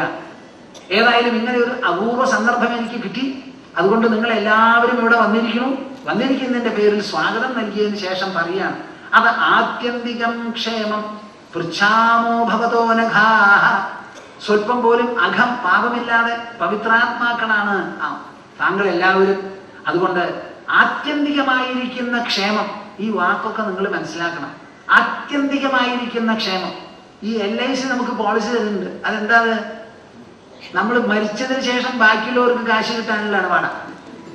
നമ്മൾ ജീവിച്ചിരിക്കുമ്പോ തന്നെ നമുക്ക് ക്ഷേമം നൽകാനായി എവിടെയെങ്കിലും ഒരു ഇൻഷുറൻസോ പോളിസിയോ ഉണ്ടോ? ഉണ്ട്. ശ്രീമദ് ഭാഗവതത്തിലുണ്ട്. ആത്യന്തികം ക്ഷേമം പൃച്ഛാമോ ഭവതോനഘാഃ സംസാരേസ്മിൻ ക്ഷണാർദ്ധേവി സത്സംഗഃ സേവധർനൃണാം. അരക്ഷണം പോലും സംസാരത്തിൽ സത്സംഗം കിട്ടിയാൽ അത് അങ്ങേയറ്റത്തെ ലാഭമായി. അതുകൊണ്ട് നമുക്ക് കരകയറാൻ സാധിക്കും. അതുകൊണ്ട് യോഗികളെ, നിങ്ങൾ എനിക്ക് വേണം. ധർമാൻ ഭാഗവതാൻ ബ്രൂത യതിന ശ്രുതയേ ക്ഷമം. ഞാൻ കേൾക്കാൻ അർഹനാണെങ്കിൽ താങ്കൾ എന്തു വേണം? ഓരോരുത്തരും എൻ്റെ അടുത്ത് ഭാഗവത ധർമ്മങ്ങളെ കുറിച്ച് പറയണം. ഇത്രയും ചക്രവർത്തി പറഞ്ഞ് അവര് പ്രാതപ്രക്ഷാളനം നടത്തി, പൂജയൊക്കെ നടത്തി, കുടിക്കാൻ വെള്ളമൊക്കെ കൊടുത്തതിന് ശേഷം നമസ്കരിച്ച് ആ ചക്രവർത്തിക്ക് പറയാനുണ്ടായിരുന്നത് ഇതാണ്: എപ്പോ യോഗികളോ തപസ്സുകളോ നമ്മുടെ വീട്ടിൽ വന്നാലും നമുക്ക് അങ്ങോട്ട് കൊടുക്കാനേ ഉള്ളൂ ദ്രവ്യങ്ങൾ, അവർക്ക് ഇങ്ങോട്ട് തരാനില്ല. എന്നാൽ അവരുടെ നിന്ന് നമുക്ക് കിട്ടാനുള്ളതോ ആന്തരമായിരിക്കുന്ന സമ്പത്തും വൈഭവമാണ്. ഇത് കേട്ടതോടുകൂടി അവര് പലതരത്തിലുള്ള യോഗികളാണ്. അവരുടെ പേരെന്തൊക്കെയാ? കവിർഹരിരന്തരീക്ഷ പ്രബുദ്ധ പിപ്പലായനഃ ആവിർഹോത്രോധ ദ്വിമിലഃ ചമസഃ കരഭാജനഃ. ഇങ്ങനെ 9 യോഗികളാണ്. അതിൽ കവി ആദ്യമായിട്ട് പറയാൻ തുടങ്ങി: മന്യേ അകുതശ്ചിത് ഭയമച്യുതസ്യ പാദാംബുജോപാസനമത്ര നിത്യം ഉദ്വിഗ്ന ബുദ്ധേരസദാത്മഭാവാത് വിശ്വാത്മന യത്ര നിവർത്തതേ ഭീഃ. ഈ ഭാഗവതം ഭക്തിഗ്രന്ഥമാണെന്നാണ് എല്ലാവരും പറയുക. അങ്ങനെ തന്നെ ആയിക്കോട്ടെ, ഒരു വിരോധമില്ല. പക്ഷെ ഈ ഭക്തി ഉണ്ടാവാൻ എളുപ്പത്തിൽ കൂട്ടാക്കുന്നതല്ല മനുഷ്യ മനസ്സ്. അതിന് പല വിധത്തിലുള്ള തടസ്സങ്ങളുണ്ട്. ആ തടസ്സത്തില് പ്രധാനപ്പെട്ട തടസ്സം നമ്മുടെ ബുദ്ധിയാണ്. അപ്പൊ ബുദ്ധിയെയും മനസ്സിനെയും ഉൾക്കൊള്ളിച്ചുകൊണ്ട് ഈ ഭക്തി വളരാൻ പറ്റിയ തരത്തിൽ അവ രണ്ടിനെയും പവിത്രമാക്കി, സൂക്ഷ്മമാക്കി, സംശുദ്ധമാക്കി, അലങ്കരിച്ച് നിർത്താനുള്ള എല്ലാ തരത്തിലുള്ള പ്രയോഗങ്ങളും ഭാഗവതത്തിലുണ്ട്. 11ാമത്തെ സ്കന്ധത്തിൽ പരിപൂർണമായി നാം കാണുന്നത് ആധ്യാത്മികത അല്ലെങ്കിൽ ആത്മീയത വളരെയധികമാണ്. ഞാൻ പറയുന്നു ആദ്യമായിട്ട് കവി: മന്യേ അകുതശ്ചിത് ഭയമച്യുതസ്യ പാദാംബുജോപാസനമത്ര നിത്യം. അകുതശ്ചിത് ഭയമച്യുതസ്യ പാദാംബുജോപാസനമത്ര നിത്യം. അച്യുതൻ എന്താ വാക്കിനർത്ഥം? ഒരു കാലത്തും ച്യുതി സംഭവിക്കില്ല. ഈ ലോകം മുഴുവനും ക്ഷരമാണ്, നശിക്കുന്നതാണ്, നാശമടയുന്നതാണ്. സംസാരിച്ചു കൊണ്ടിരിക്കുമ്പോൾ, നോക്കിക്കൊണ്ടിരിക്കുമ്പോൾ, അനുഭവിച്ചു കൊണ്ടിരിക്കുമ്പോൾ നമ്മുടെ ശരീരം ജീർണപ്പെട്ടുകൊണ്ട് ക്ഷയിച്ചു കൊണ്ടിരിക്കുകയാണ്. ഇത്തരത്തിലുള്ള ജരാതര ഭൂമിക്കുണ്ട്, വായുവിനുണ്ട്, സൂര്യചന്ദ്രാദിഗോളങ്ങൾക്കുണ്ട്. എല്ലാം തന്നെ ക്ഷരമാണ്. അപ്പൊ എല്ലാറ്റിനും ഇവിടെ ച്യുതിയുണ്ട്. ച്യുതി ഇല്ലാത്തത് എന്തെങ്കിലും ഒന്നുണ്ടെങ്കിൽ അത് അച്യുതൻ. ച്യുതിയില്ലാത്തതായ ആ പരമചൈതന്യം, പരമകല്യാണ നിധി, പുണ്യശ്രവണ കീർത്തനൻ എന്നൊക്കെ പറഞ്ഞല്ലോ, ആ സംഗതി മാത്രമേ ഉള്ളൂ. മന്യേ അകുതശ്ചിത് ഭയമച്യുതസ്യ പാദാംബുജോപാസനം. ആ അച്യുതനായിരിക്കുന്ന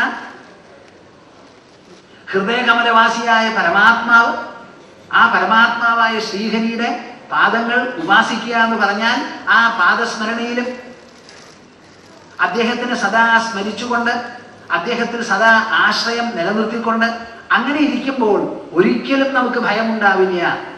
ഹരിയുടെ ഒരു പര്യായ ശബ്ദമാണ് എന്ത്? നിർഭയത്വം എന്ന് പറയുന്നത്. എല്ലാ വിധത്തിലുള്ള ഭയങ്ങളെയും അപഹരിച്ച് മനുഷ്യനെ ഭയമുക്തനാക്കി തീർക്കുന്നതാണ്. മന്യേ അകുതശ്ചിത് ഭയമച്യുതസ്യ പാദാംബുജോപാസനമത്ര നിത്യം. ഏത് സമയത്ത് എവിടെ വേണമെങ്കിൽ എങ്ങനെയൊക്കെ ആയാലും അതിന് കുളിച്ചോളണം, പൂജാമുറിക്ക് ചെന്നോളണം, ക്ഷേത്രത്തിൽ പോയിക്കോളണം, സത്രശാലയിൽ തന്നെ വരണം എന്നൊന്നുമില്ല. ഇത് സ്മരിക്കാൻ പോകുന്നത് മനസ്സാണ്. കേൾക്കുന്നുണ്ടോ നിങ്ങള്? ഈ മനസ്സ് എപ്പോഴും നിങ്ങളുടെ ശരീരത്തിന്റെ ഉള്ളിലുണ്ട്. അതിനെ കുളിപ്പിക്കാൻ നമുക്ക് സാധിക്കില്ല. അത് മുഷിയ എന്ന് പറയുന്നത് ചിന്തകൾ കൊണ്ടും വികാരങ്ങൾ കൊണ്ടുമുള്ള മാലിന്യമാണ് ഇതിനുള്ളത്. ഭഗവത് സ്മരണയാകട്ടെ എല്ലാ വിധത്തിലുള്ള മാലിന്യങ്ങളെയും തുടച്ചു മാറ്റി മനസ്സിനെ അതിപവിത്രമാക്കി തീർക്കുന്നതാണ്. അപ്പൊ ഈശ്വരന്റെ സ്മരണ എവിടെ വേണമെങ്കിലും പുലർത്താം, ഏത് സന്ദർഭത്തിൽ വേണമെങ്കിൽ പുലർത്താം, ഏത് പരിതസ്ഥിതിയിലും അതാവാം. അതിന് കുളിക്കണം, വായ കഴുകണം എന്നുള്ള നിയമങ്ങളൊന്നുമില്ല. മനസ്സാണ്. അത്യന്ത മലിനോ ദേഹോ ദേഹീ ച അത്യന്ത നിർമ്മലഃ ഉഭയോരന്തരം ജ്ഞാത്വ കസ്യ ശൗചം വിധീയതേ. നമ്മുടെ മനസ്സ് അത്യന്ത മലിനോ ദേഹോ, ദേഹം അത്യന്ത മലിനമാണ്. ദേഹിയാകട്ടെ ആത്മാവാകട്ടെ നിർമ്മലവുമാണ്. ഇത് രണ്ടും തമ്മിലുള്ള വ്യത്യാസം മനസ്സിലാക്കിയാൽ ആരെയാണ് കുളിപ്പിക്കാൻ പോണേ? മനസ്സിലാക്കിയോ നിങ്ങൾക്ക്? കുളിപ്പിച്ച് പുറത്തു വരുമ്പോ തന്നെ വേർത്തിട്ടുണ്ടാവും ശരീരം, ഇല്ലേ? പ്രത്യേകിച്ചും ഇന്നത്തെ മോഡേൺ ബാത്റൂമിലൊക്കെ അങ്ങനെയല്ലേ.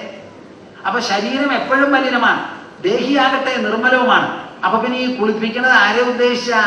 അപ്പൊ ശരിയായിട്ടുള്ള പവിത്രത മനസ്സിനാണ്. ആ മനസ്സ് പവിത്രമാകണമെങ്കിൽ അതിന് ഈശ്വര സ്മരണയും ഈശ്വര വിചാരവും ഈശ്വരാശ്രയം വേണം. അങ്ങനെയാണെങ്കിൽ ഉദ്വിഗ്ന ബുദ്ധേരസദാത്മഭാവാ വിശ്വാത്മന എത്ര നിവർത്തതേ ഭീഹി.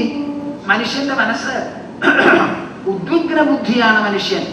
എപ്പോ നോക്കിയാലും നമ്മുടെ ബുദ്ധി ആലോചിച്ച് എത്തും പിടിയും കിട്ടാതെ അലട്ടിക്കൊണ്ടിരിക്കുന്നതാണ്. ഒരു ഭാഗത്ത് സംശയം, ഒരു ഭാഗത്ത് എതിർപ്പ്, ഒരു ഭാഗത്ത് അഭിമാനം, ഒരു ഭാഗത്ത് ക്രമത്തിലധികം അഹങ്കാരം. പലതരത്തിലുള്ള വിഷമങ്ങൾ ബുദ്ധി അലട്ടിക്കൊണ്ടിരിക്കുന്നു. മനസ്സിലാകട്ടെ കാമം ക്രോധം എന്ന് പറഞ്ഞ് പല വികാരങ്ങളുമുണ്ട്. എന്ത് നോക്കിയാലും സ്വൈരമില്ല മനുഷ്യ ജീവിതത്തില്. ഉദ്വിഗ്ന ബുദ്ധേ. അതിനുള്ള കാരണം എന്താ? ഭാഗവത ശാസ്ത്രം പറയുന്നു, അസദാത്മഭാവാത്. കേൾക്കുന്നുണ്ടോ നിങ്ങള്? ഈ ശരീരം അസത്താണത്. നമ്മൾ വല്ലവരെയൊക്കെ ചിലപ്പോ അസത്ത് എന്ന് പറഞ്ഞ് ചീത്ത പറയും. ശരിക്കും മനസ്സിലാക്കിക്കോളൂ, അസത്തെ അവരോട് നോക്കി ശരീരത്തിന് നോക്കിയിട്ടാ പറയേണ്ടത്. ഈ ലോകം അതുപോലെ അസത്താണ്. അസത്തായിരിക്കുന്ന ശരീരത്തോടെ ഒരു താതാത്മ്യം ഉണ്ടാക്കി അസദാത്മഭാവാത്. നോക്കൂ, ഞാനൊരു കാര്യം ചോദിച്ചാൽ നിങ്ങൾ മറുപടി പറയൂ. ആരാ നിങ്ങള്? ഒന്നുകിൽ പറയും ഞാനൊരു മകളാണ്, അല്ലെങ്കിൽ പുരുഷനാണ്, അല്ലെങ്കിൽ സ്ത്രീയാണ്. ആദ്യം പറയുന്നത് ഞാൻ മകൻ. ഇത് ആരെ പറ്റിയിട്ടാണ് നിങ്ങൾ പറയുന്നത്? ശരീരത്തിനെ പറ്റിയിട്ടാണ്. എന്നാ വാസ്തവത്തിൽ നിങ്ങൾ ശരീരമോ അതോ ശരീരിയോ? നിങ്ങൾക്കൊരു വീടുണ്ട്, ആ വീട്ടിൽ താമസിക്കുന്നുണ്ട്. ഞാൻ വന്ന് ചോദിച്ചാൽ വീടാണോ നിങ്ങളെന്ന് പറയാറുണ്ടോ? വീട്ടിൽ താമസിക്കുന്ന ആൾ. അതുമാതിരി ശരീരം പ്രകൃതി ഈശ്വരൻ ഉണ്ടാക്കി തന്ന ഒരു വീടാണ്. അതിൽ താമസിക്കുന്ന നിങ്ങൾ എങ്ങനെയാണ് ശരീരമാണെന്ന് പറയാ? അപ്പൊ നമ്മളൊക്കെ നുണ പറയുന്നവരാ. ഞാനോ മകള് എന്ത് ഇള്ളു? അത് ആരുടെ വിശേഷണ? ശരീരത്തിന്റെ വിശേഷണ. അല്ലെങ്കിൽ മകൻ, ഇത് രണ്ടും തെറ്റാണ്. ഇതാണ് ഈ അസദാത്മഭാവം എന്ന് പറയുന്നത്.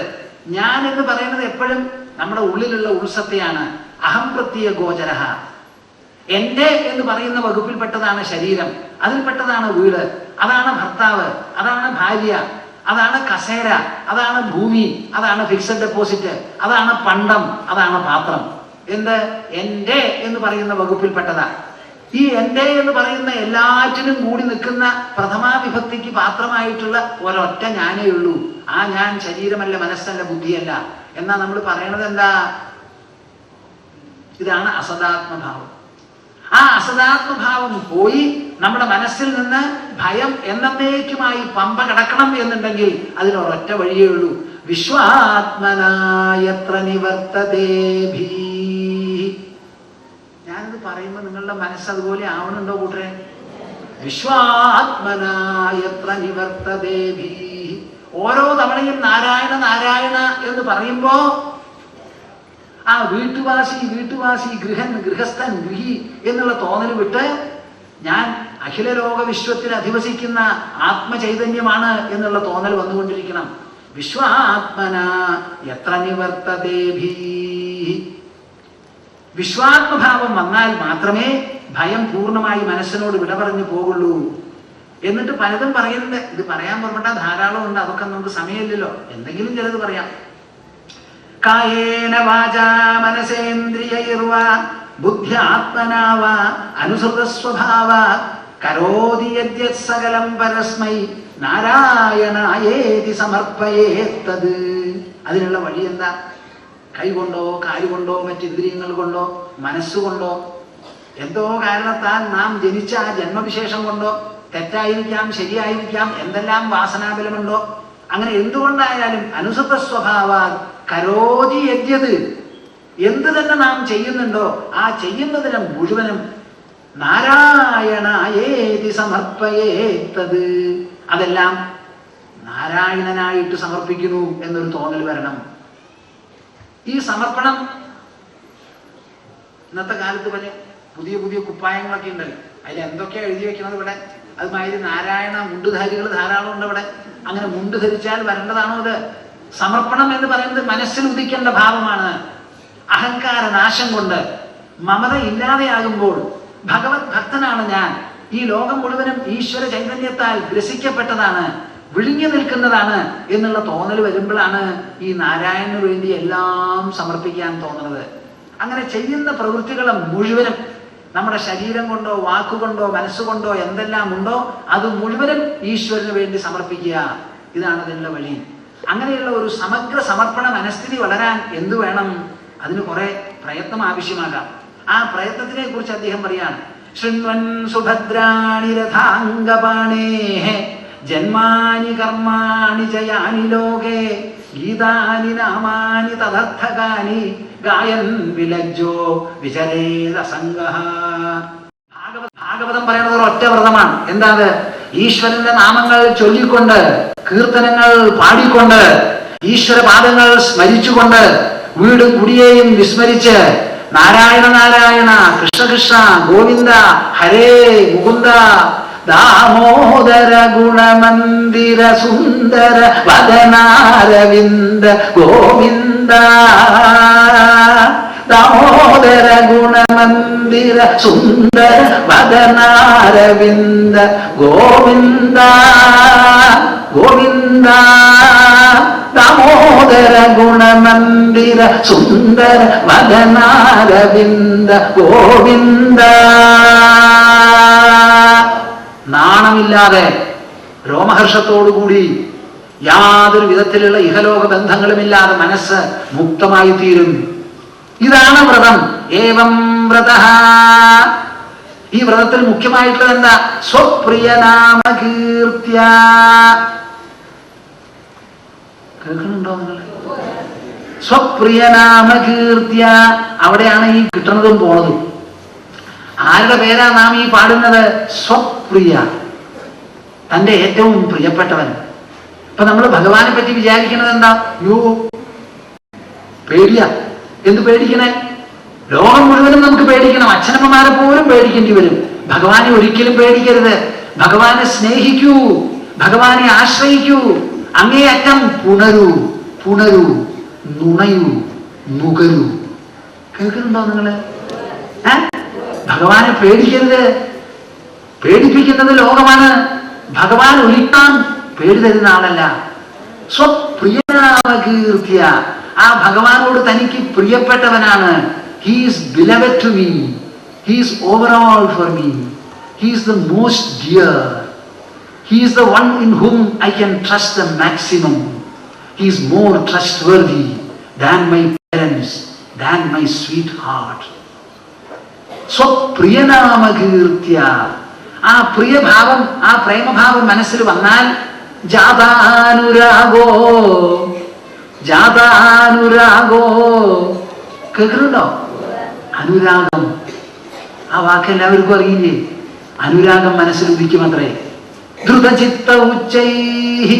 എപ്പോ അനുരാഗം വന്നുവോ അപ്പൊ മനസ്സ് ദ്രവിക്കായി. മനസ്സ് ദ്രവിച്ചു കഴിഞ്ഞാൽ അവിടുത്തെ കെട്ടുകൂട്ടുകളും ഗ്രന്ഥികളും അഭിമാനങ്ങളും, ഞാനോ IAS ഓഫീസറാണ്, അതുകൊണ്ട് പന്തല് വന്നിട്ട് നാരായണ ജപിക്കരുത്. ജപിക്കുമ്പോഴേക്കും ഇങ്ങനെ നോക്കുക, ആരെങ്കിലും ഉണ്ടോ? ഈശ്വരന്റെ നാമം ജപിക്കാൻ IAS ഓഫീസറായ എന്താ, പ്രധാനമന്ത്രിയായ എന്താ അതിന് വിരോധം? ആ ഒരു അഭിമാനം ഭാരതത്തിൽ ഇനിയും വന്നിട്ടില്ല. പൊന്മക്കളെ, ഇതാണ് എനിക്ക് സങ്കടം. നമ്മുടെ ക്യാബിനറ്റ്സിനും മിനിസ്ട്രീസിനും ഒക്കെ ദശരഥന്റെ മിനിസ്റ്റർമാരുടെ പേരിടുന്നതാണ്. അതിടാൻ നമുക്ക് തോന്നുന്നില്ല. നമ്മുടെ പിച്ചത്തം, നമ്മുടെ പിച്ചത്തം ഭാരതം എന്ന് പറയുന്ന മഹാരാഷ്ട്രത്തിന് നാം കണ്ടെത്തിയിട്ടില്ല. അതിന്റെ വൈഭവം മനസ്സിലാക്കിയിട്ടില്ല. നമ്മുടെ ഭരണഘടന പാപ്പരാണ് ആ കാര്യത്തില്. ഭാരതത്തിന്റെ വൈഭവം പ്രതിധ്വനിക്കുന്നതോ പ്രതിഫലിപ്പിക്കുന്നതോ അല്ല നമ്മുടെ ഭരണഘടന. അതിന്റെ വൈഭവം അതിൽ കാണുന്നില്ല. നമുക്കൊക്കെ നാണവും ലജ്ജയുമാണ്. ഏവം വ്രതശ്വപ്രിയനാമകീർത്തിയ ജാതാനുരാഗോ ദ്രുതചിത്ത ഉച്ചൈഹി. ആ അഭിമാനവും കെട്ടുകൂട്ടും പോയാൽ ഉച്ചൈഹി ഉറക്കെ ഹസത്യഥോ ചിരിക്കുമത്രേ, കുലുങ്ങ ചിരിക്കും. രോദിതിരൗദികായതി ചിലപ്പോ നിലവിളിക്കും, ഹരേ ഹരേ ഹരേ. അങ്ങനെ ഒരു ശബ്ദം നിങ്ങളുടെ വായിൽ നിന്ന് വരുമെന്ന് കേൾക്കട്ടെ. ഹരേ പോരാ, ഹരേ ഹരേ ഹരേ. എന്തു പറയുന്നു?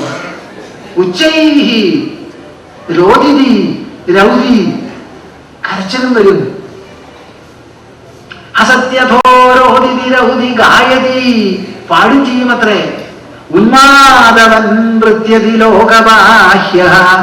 ഞാൻ ഈ വൈകുന്നേരം നാമസങ്കീർത്തന പ്രദർശനത്തിന് എത്രയാ കഷ്ടപ്പെട്ട് ഓരോരുത്തരെയും വിളിക്കുന്നത്. ചിലര് മാത്രം വയസ്സായ ഒന്ന് രണ്ട് സ്ത്രീകൾ അവരുടെ നൃത്തവും പാട്ടും പരമ സന്തോഷമായി എനിക്കത് കണ്ടിട്ട്. ഞങ്ങളുടെ കൂട്ടത്തിൽ ഒരു സ്വാമിയുടെ അസലായിട്ട് ഡാൻസ് ചെയ്യാം, അത് വലിയ ഇഷ്ടമായിരിക്കും. എനിക്ക് കണ്ണു കോർക്കുന്ന കാഴ്ചകളാണത് മുഴുവനും. നിങ്ങൾ വിചാരിക്കുന്ന പോലെ ഒരു സ്വാമിയല്ല ഞാൻ.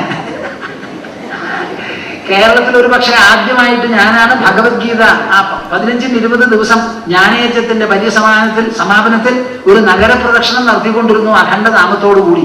പുറത്തു പോയപ്പോ അവരൊക്കെ നാമം ജപിക്കാൻ ഈ നാഗരികന്മാര് പറ്റില്ലല്ലോ എന്ന് പറഞ്ഞ് നിർത്തിയതാ. എനിക്ക് വലിയ ഇഷ്ടമാണ് നാമസങ്കീർത്തനത്തോടു കൂടി പോകാൻ. എവിടെയും ഞങ്ങള് അറസ്റ്റ് ചെയ്ത് പലപ്പോഴും ജയിലിലേക്കല്ല പോലീസ് സ്റ്റേഷനിൽ പോകുമ്പോ അവിടെയൊക്കെ ഞങ്ങളുടെ കയ്യിലുള്ളത് നാമസങ്കീർത്തനമാണ്. ഇപ്പൊ കഴിഞ്ഞ കൊല്ലം ഉണ്ടായി ഇളവൂര് ചെന്നിട്ട്.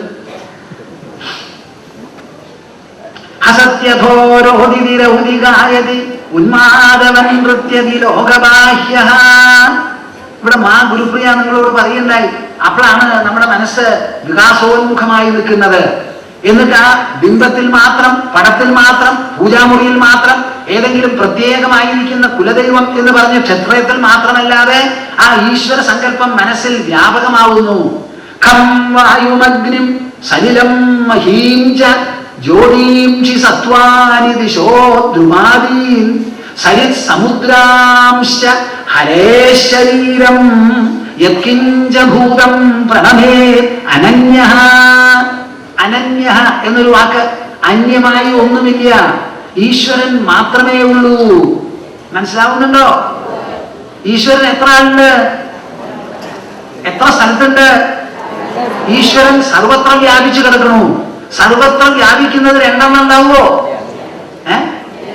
ഒരു പാത്രത്തിൽ നിറച്ചു വെള്ളമൊഴിച്ചു, അത് നിറഞ്ഞിരിക്കുന്നു. രണ്ടാമത് കുറച്ചും കൂടി വെള്ളമൊഴിച്ചാൽ അതിൽ സ്ഥലം ഉണ്ടാവുമോ? അപ്പൊ എല്ലാ ദിക്കിലും നിറഞ്ഞിരിക്കുന്ന ഈശ്വരൻ ഒന്നേ ഉള്ളൂ. അദ്ദേഹം പൂജാമുറിയിൽ മാത്രം കെട്ടപ്പെട്ടവനല്ല, ഒരു ക്ഷേത്രത്തിൽ ഒതുങ്ങി നിൽക്കുന്നവനല്ല, ഒരു ഹൃദയത്തിൽ അടച്ചിടപ്പെട്ടവനുമല്ല, സ്വർഗത്തിലോ വൈകുണ്ഠത്തിലോ മാത്രം ഒതുങ്ങി നിൽക്കുന്നവനല്ല. ഉള്ളത് മുഴുവനും ഹരിയുടെ ശരീരമാണ് എന്ന് വിചാരിച്ച് ഖം വായുമഗ്നിം സലിലം മഹീം ച. ഖം ആകാശമാണ് മറ്റ് 4 ഭൂതങ്ങളെക്കാൾ സർവവ്യാപകമായി വ്യാപ്തമായി അതിസൂക്ഷ്മമായിരിക്കുന്നത്. ചക്രവാളം, അവിടെ നിങ്ങളുടെ ആകാശത്തിന്റെ വ്യാപ്തി അറിയാം. ഒരു റോക്കറ്റിൽ കയറി 10,000 കൊല്ലം നിങ്ങൾ സഞ്ചരിച്ചാലും ആകാശത്തിന്റെ അതിർത്തി സ്പർശിക്കാൻ സാധിക്കില്ല. അങ്ങനെ ആകാശം പോലെ വ്യാപ്തം വായു, അഗ്നി, സലിലം, വെള്ളം, പുഴയായാലും സമുദ്രമായാലും എല്ലാം തന്നെ മഹീം ച, ഈ ഭൂമി മുഴുവനും, ജ്യോതീംഷി സർവപ്രകാശമാനമായ ഗോളങ്ങളും, സത്വാനി ജീവജാലങ്ങൾ മുഴുവനും, ദിശോ ദ്രുമാദീൻ 8 ദിക്കുകളും, സസ്യങ്ങൾ, ലതകൾ, വൃക്ഷങ്ങൾ, വടവൃക്ഷങ്ങൾ എല്ലാം ഉണ്ടെങ്കിലും, സരിത് സമുദ്രാംശ നദികളും സമുദ്രവും എല്ലാം തന്നെ ഹരേ ശരീരം യത്കിഞ്ച ഭൂതം, എന്തെല്ലാം ഉണ്ടായിട്ടുണ്ടോ ഭൂതരൂപത്തിൽ അത് മുഴുവനും ഹരിയുടെ രൂപമാണ് എന്ന് വിചാരിച്ച് നമസ്കരിക്കുക. നിങ്ങൾ പോയി ആകാശത്തെ നമസ്കരിക്കണം എന്നില്ല, നമ്മുടെ മനസ്സിലാണ് ആ നമസ്കാരം എന്നുള്ള മനോഭാവം വരേണ്ടത്.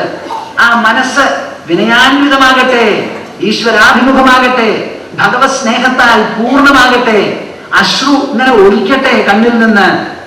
സരിത് സമുദ്രാംശ ഹരേ ശരീരം യത്കിഞ്ചഭൂതം പ്രണമേദനന്യ. ഇങ്ങനെ ആയിക്കഴിഞ്ഞാലോ നിമിചക്രവർത്തെ എന്തുണ്ടാവും? ഭക്തി പരേശാനുഭവോ വിരക്തി അന്യത്ര ചൈഷതൃക ഏകകാലഃ പ്രപദ്യമാനസ്യ യഥാശ്നതസ്യുഃ തുഷ്ടിഃ പുഷ്ടിഃ ക്ഷുതപായോനുഘാസം. എത്ര ഭംഗിയായിട്ട് പറഞ്ഞു വെച്ചിരിക്കുന്നു. ഭക്തി, ഭഗവാനോടുള്ള ഭക്തി മാത്രമല്ല, ആ ഭക്തി വരേണ്ടതല്ല, ഉണങ്ങിയതല്ല, അത് നിഴലല്ല, അത് അസൽ ഒറിജിനൽ തന്നെയാണ്. പരേശാനുഭവോ, പരേശൻ ഈശ്വരന്റെ അനുഭവം ആ സമയത്താണത്രേ മനസ്സിനുണ്ടാകുന്നത്. വിരക്തിരന്യത്ര, ഭഗവാനോട് ഭക്തി തോന്നിയാൽ ഭഗവാൻ പ്രത്യക്ഷമായിരിക്കുന്ന ഈ ലോകവസ്തുക്കളല്ല, അതിലെല്ലാം വ്യാപിച്ചു കിടക്കുന്ന സത്താവിശേഷമാണ്. അപ്പൊ ആ ഭഗവാനോട് ഭക്തി തോന്നിയാൽ അതിന് ആനുപാതികമായി ഇപ്പുറത്ത് വിരക്തിയും തോന്നണം. അന്യത്ര, പരേശാനുഭവം ഉള്ളിലുണ്ടായി. ഇത് മൂന്നും ഒരുമിച്ച് അനുഭവപ്പെടുമത്രേ. ഭക്തി പരേശാനുഭവോ വിരക്തി അന്യത്ര ചൈഷ തൃക ഏകകാലഃ. ഒരേ സമയത്ത് മൂന്നും അനുഭവപ്പെടുന്നു. കേൾക്കുന്നുണ്ടോ നിങ്ങള്? ഇല്ലെന്നാ എനിക്ക് തോന്നുന്നു. എല്ലാവരോടും പോയി പറയണം, ഭഗവാനോട് ഭക്തി, ലോകത്തിനോട് വിരക്തി, ആ ഭഗവാൻ എന്താണെന്നുള്ള അനുഭവം, ഇത് മൂന്നും കൂടി ഏകകാലഃ തൃക, മൂന്നും ഒരുമിച്ചുണ്ടാവുന്നത്രേ. ഏതുപോലെ? ആർക്ക്? പ്രപദ്യമാനസ്യ, ഭഗവാനെ പൂർണ്ണമായി സമഗ്രമായി ഉള്ളഴിഞ്ഞ് മനസ്സുരുകി കലവറയില്ലാതെ ഒരേ ഭഗവാൻ സർവത്ര സർവവ്യാപി എന്ന് പറഞ്ഞ് അങ്ങ് സമീപിക്കാൻ തുടങ്ങിയാൽ പ്രപദ്യമാനസ്യ യഥാശ്നതസ്യുഃ, വിശക്കുന്നവൻ ഊണ് കഴിക്കുന്ന സമയത്ത് ആ ഓരോ ഉരുള അകത്ത് ചെല്ലുമ്പോഴും അദ്ദേഹത്തിന് എന്തുണ്ടാവണു? തുഷ്ടിഃ പുഷ്ടിഃ ക്ഷുതപായഃ അനുഘാസം. നല്ല വിശപ്പുണ്ട്, ഒന്നിച്ചു കഴിക്കാൻ പറ്റില്ലല്ലോ, വായ ചെറുതല്ലേ, കയ്യും ചെറുതല്ലേ. അപ്പൊ ഓരോ ഉരുളയോ കുറേശ്ശെ കയ്യിൽ കൊള്ളാവുന്നതോ കഴിക്കുമ്പോ ആ കഴിച്ചാൽ ആ കഴിക്കുമ്പോ നല്ല രുചിയുണ്ട്, ശരീരത്തിന് പോഷകാംശവും കിട്ടും, വിശപ്പടങ്ങും ചെയ്യും. അപ്പൊ ആ രുചി എന്ന് പറയുന്ന തുഷ്ടി, ശരീരത്തിനുള്ള പോഷകം, അതോടുകൂടി വിശപ്പടങ്ങാൻ. ഇത് മൂന്നും ഓരോ ഉരുളയ്ക്കും ഓരോ കയ്യും കഴിക്കുന്ന സമയത്ത് എങ്ങനെ ഉണ്ടാവുന്നുവോ അതേമാതിരി ഭക്തി പരേശാനുഭവോ വിരക്തിരന്യത്ര ചൈഷതൃക ഏകകാലഃ ഇത്യച്യുതാംഘ്രിം ഭജതോനുവൃത്യ ഭക്തിർ വിരക്തിർ ഭഗവത് പ്രബോധഃ. ഞാനിത് ആദ്യമായിട്ട് വായിച്ചപ്പോ ഞാൻ മുമ്പിൽ പറഞ്ഞിട്ടുള്ളതുമാതിരി അമാവാസി ദിവസം 1000 ചന്ദ്രൻ ആകാശത്തിൽ പൊട്ടിവിരിഞ്ഞാൽ എന്തുണ്ടാകുമോ ഫലം, നമുക്കുള്ള മനസ്സിലുള്ള സന്തോഷം, അതേമാതിരിയുള്ള സന്തോഷമാണ് തോന്നിയത്. അഹോ അഹോ അഹോ, ഈ ഭാഗവതത്തിൽ ഇങ്ങനെ പറഞ്ഞിട്ടുണ്ടല്ലോ, എന്തുമാത്രം സന്തോഷം, അങ്ങനെയാണ് എനിക്ക് തോന്നിയത്. ഇത്യച്യുതാംഘ്രിം ഭജതോനുവൃത്യ, അച്യുതന്റെ അംഘ്രി. If you are seeking refuge under the lotus feet of the infallible lord, അങ്ങനെ ആയാൽ ഭജതോനുവൃത്യ, ഓരോ വൃത്തിയിലൂടെയും നാം ഭഗവാനെ ഇങ്ങനെ ആശ്രയിക്കുന്ന പക്ഷം അനുവൃത്യ. ഇത് വെളുപ്പം കാലത്ത് എണീറ്റു 2 രാമരാമ കൃഷ്ണ കൃഷ്ണ ജപിച്ചു, അല്ലെങ്കിൽ കുറച്ചൊന്ന് കുളിച്ചിട്ട് ഒരു അരമണിക്കൂർ പൂജ ചെയ്തു, അത് പിന്നെ ഭഗവാന് ചന്തിയും കാണിച്ചിങ്ങോട്ട് പോയി, അത് പറ്റില്ല. അനുവൃത്യ, എല്ലാ വൃത്തിയിലൂടെയും ഭജതോനുവൃത്യ ഭക്തിർ വിരക്തിർ ഭഗവത് പ്രബോധഃ. ആ ആളുടെ മനസ്സിലാണ് ഭക്തി നിറഞ്ഞ് നിറഞ്ഞ് ഉറഞ്ഞുറഞ്ഞ് അങ്ങനെ പൊന്തുന്നത്. അതേമാതിരി ഈ ക്ഷരമായ ലോകവസ്തുക്കളോട് വിരക്തിയും ഭഗവത് പ്രബോധഃ, ഈശ്വര പ്രബോധം. അപ്പൊ നിങ്ങൾ സംസാരിക്കുന്നതിൽ നിങ്ങളുടേതായ ഒരു അനുഭവം കാണാം, ഒരനുഭവം കാണാം. ഞാൻ ഈ പറയുന്നത് വാക്കല്ല, ഞാൻ ഈ പറയുന്നത് വെറും ശാസ്ത്രമല്ല, എനിക്ക് തോന്നുന്നു അത് ശരിയാണെന്ന്, എനിക്ക് അനുഭവമുണ്ട്. ആ അനുഭവ ദീപ്തി, അനുഭവ പ്രേരണ, ആ അനുഭവത്തിൽ നിന്ന് വരുന്ന ഒരു ആവേശ ജ്യോതി അതിലുണ്ടാവും. ഭക്തിർ വിരക്തിർ ഭഗവത് പ്രബോധ ഭവന്തി വൈ ഭാഗവതസ്യ രാജൻ തതഃ പരാം ശാന്തിമുപൈതി സാക്ഷാത്. അങ്ങനെ ആയാൽ ഹേ രാജൻ, ഭവന്തി വൈ ഭാഗവതസ്യ, ഭാഗവതനായ ഒരു മനുഷ്യന്, ആ ആൾ ആരായാലും കൊള്ളാം, രാജാവോ പുരുഷനോ സ്ത്രീയോ കുട്ടിയോ മുതിർന്നവനോ ആരായാലും, ഭവന്തി വൈ ഭാഗവതസ്യ രാജൻ തതഃ പരാം ശാന്തിമുപൈതി സാക്ഷാത്. അതിനുശേഷമാണത്രേ അങ്ങേയറ്റത്തെ ശാന്തി നമുക്ക് കിട്ടുക, അങ്ങേയറ്റത്തെ ശാന്തി. അത് കഴിഞ്ഞ് ഓരോരുത്തരായിട്ട് സംസാരിച്ചു തുടങ്ങി. ആ സംസാരിച്ചതിൽ ഒരു ഭാഗം എനിക്കൊന്ന് പറയണമെന്ന് തോന്നുന്നു. അതും കൂടി പറഞ്ഞിട്ട് ഞാൻ നിർത്താം. ഈ ഭഗവത് ഭജനം, ഈശ്വരഭാവം എന്നൊക്കെ പറയുന്നത് പലതരത്തിലും പല പ്രകാരത്തിലുമാണ്. ഇവിടെ ഈ നവയോഗി സംഭാഷണത്തിൽ പറയുന്നത് എന്താണെന്ന് വെച്ചാൽ, ഭക്തി അല്ലെങ്കിൽ ഈശ്വരാഭിമുഖ്യം അതിങ്ങനെ വളർന്നു വരിക. അതിന്റെ തുടക്കം എങ്ങനെയാ? അർച്ചായാമേവ ഹരയേ പൂജാം യശ്രദ്ധയേ ഹതേ നതദ്ഭക്തേഷു ജാന്യേഷു സഭക്തഃ പ്രാകൃതസ്മൃതഃ. ഇനി ഞാൻ പറയാൻ പോകുന്നത് വളരെ വിജ്ഞാനപ്രദമാണ്. എന്താ വിജ്ഞാനപ്രദം? അർച്ചായാം ഏവ ഹരയേ പൂജാം യശ്രദ്ധയേ ഹതേ. അർച്ച എന്ന് പറഞ്ഞാൽ ഇതുപോലെയുള്ള സാധനങ്ങൾ, വിഗ്രഹങ്ങൾ, പ്രതീകങ്ങൾ. ആ പ്രതീകങ്ങളിൽ മാത്രം ഹരയേ പൂജാം യശ്രദ്ധയേ ഹതേ. അഖില ലോക ചരാചരങ്ങളിലും വ്യാപിച്ചിരിക്കുന്ന അനന്യവും നിസ്തുലവും ഏകവുമായിരിക്കുന്ന ചൈതന്യവിശേഷമാണ് ഈ ഭഗവത് സാന്നിധ്യം. അങ്ങനെ എല്ലാ ദിക്കിലും വ്യാപിച്ചിരിക്കുന്ന ഭഗവത് സാന്നിധ്യത്തെ ആരാധിക്കുന്നത് ഈ കാണുന്ന വിഗ്രഹത്തിൽ മാത്രമേ ഉള്ളൂ. അവിടെ ഒന്നുമില്ല. അപ്പൊ ഈ വിഗ്രഹത്തിന് നോക്കി ഇത് മാത്രം ദൈവം എന്ന് വിചാരിക്കുമ്പോൾ അവർ കൂടുതലും ദൈവത്തെ നഷ്ടപ്പെടുകയോ അതോ കൂടുതൽ കിട്ടുകയോ ചെയ്യണത്? എന്താ മിണ്ടാത്തെ? തുറന്ന് പറയില്ലല്ലോ നിങ്ങൾ. അതാണ് നിങ്ങളുടെ കള്ളത്തരം. ഒരു വിഗ്രഹത്തിൽ മാത്രം ദൈവം എന്ന് പറയുമ്പോ അപ്പൊ കൂടുതൽ സ്ഥലത്ത് നിങ്ങൾക്ക് ദൈവം നഷ്ടപ്പെട്ടു പോവാണോ കിട്ടുകയാണോ? അതെന്നെ കാര്യം. ആ അർച്ചയിൽ മാത്രം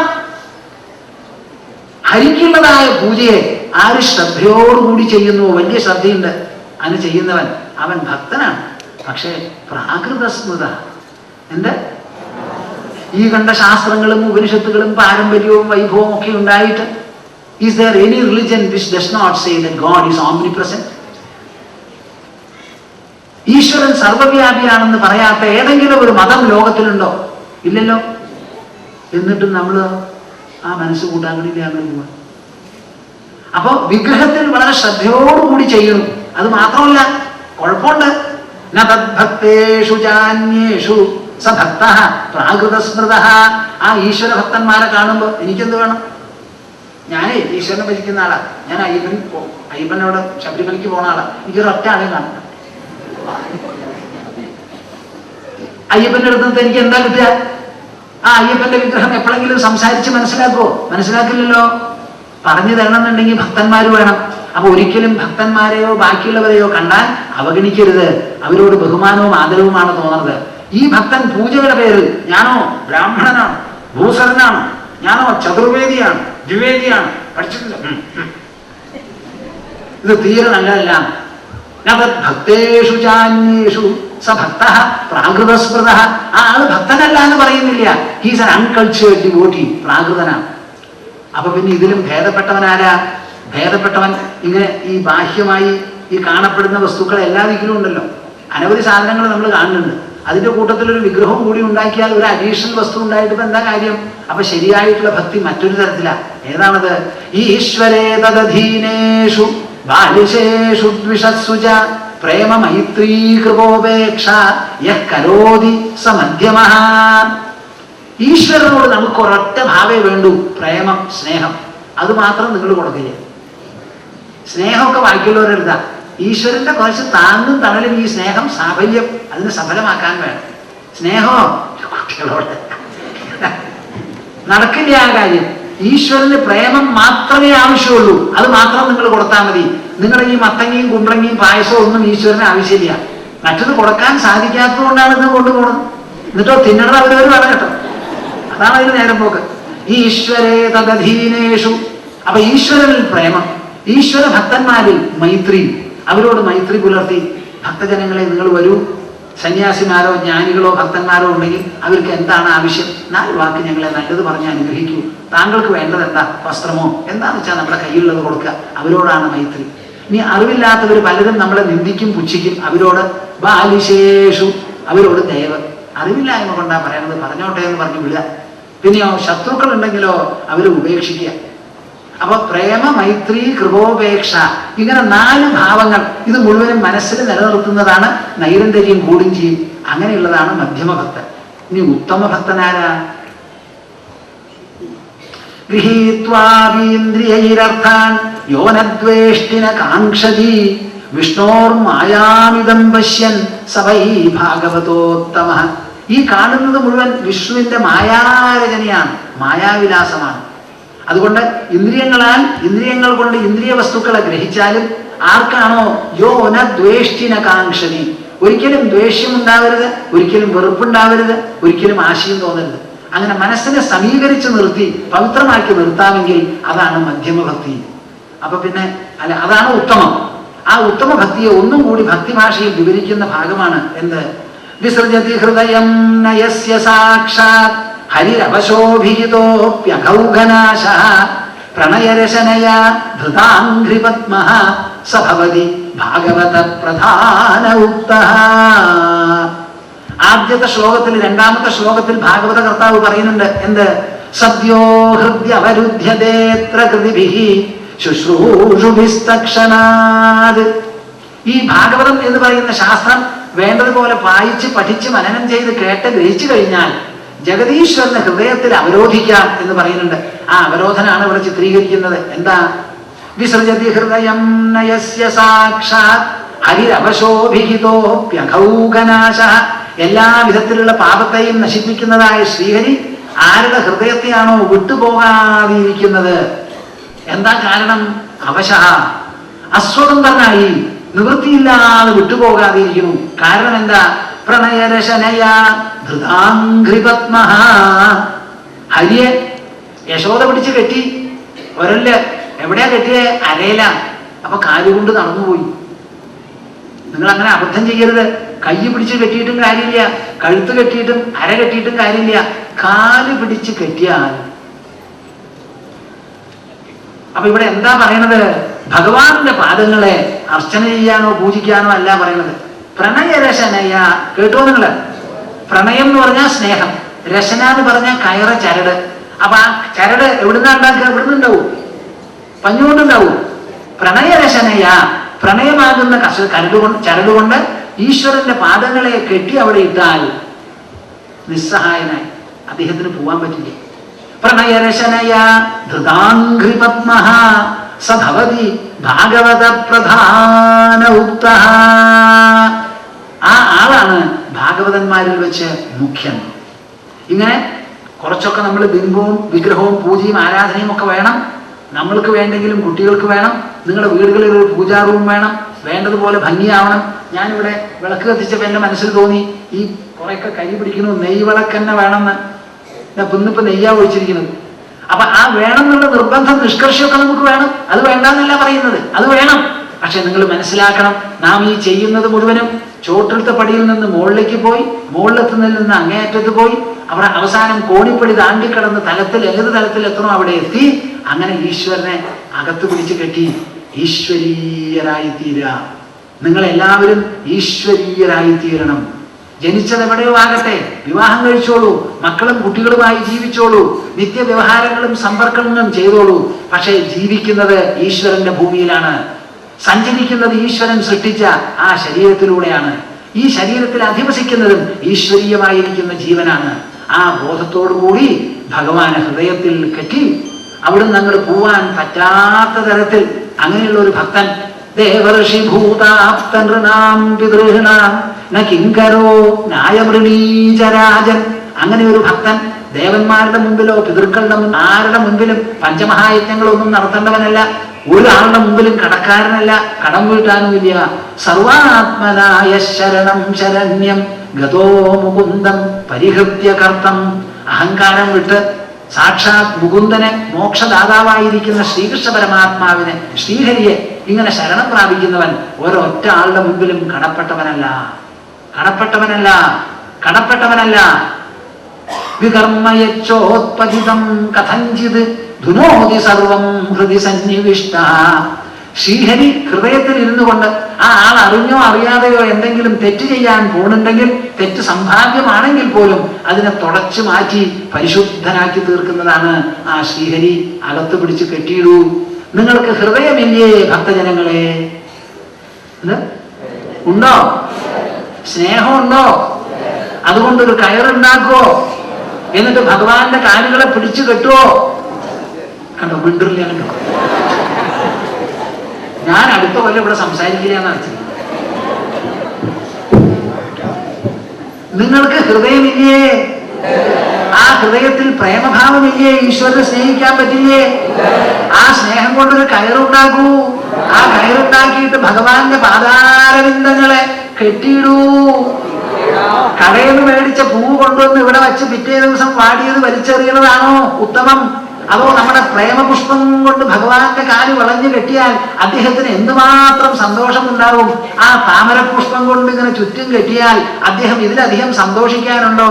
അവിടെ കെട്ടിയിട്ട് എന്നെ നിങ്ങൾ ബന്ധസ്ഥാക്കൂ എന്നാ പറയുന്നത്.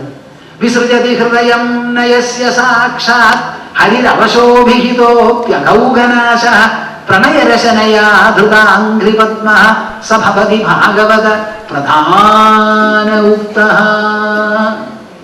അതാണ് ഭാഗവതന്മാരിൽ വെച്ച് ഉത്തമൻ. സദ്യോ ഹൃദ്യ അവരുദ്ധ്യതേത്ര കൃതിഭിഃ ശുശ്രൂഷുഭിസ്തക്ഷണാത്. വളരെയധികം സാധന ചെയ്ത് ധ്യാനങ്ങളുമൊക്കെ കുറേ കാലം ധ്യാനമൊക്കെ ചെയ്ത് ചോറുണ്ണുമ്പോൾ ചോറുണ്ണുന്നത് ശരിയല്ല എന്ന് വരെ തോന്നിയിട്ടുണ്ടെങ്കിൽ അങ്ങനെയൊക്കെ നടന്നുകൊണ്ടിരുന്ന ആളാ. എനിക്കിപ്പോ നിങ്ങളോട് പറയാനുള്ളത്, ഇന്നാം നല്ലൊരു ദിവസം, ഇതു താൻ നല്ല മുഹൂർത്തം, വരുകന്നാഥ വരുക, നമുക്കു നേരിൽ കാണാം, നമുക്കു കൂടിച്ചേരാം, നമുക്കു നേരിൽ കാണാം, നമുക്കു കൂടിച്ചേരാം. ഭഗവാനെ അങ്ങോട്ട് വിളിച്ച് ഹൃദയത്തിലിരുത്തി അങ്ങനെ ഇരിക്കുക. ഇതിന് നിങ്ങൾക്കൊരു മനസ്സ് പോരെ കൂട്ടരെ, വേറെ എന്താ വേണ്ടത്? ഭഗവാനോടുള്ള വിശ്വാസം, സ്നേഹം.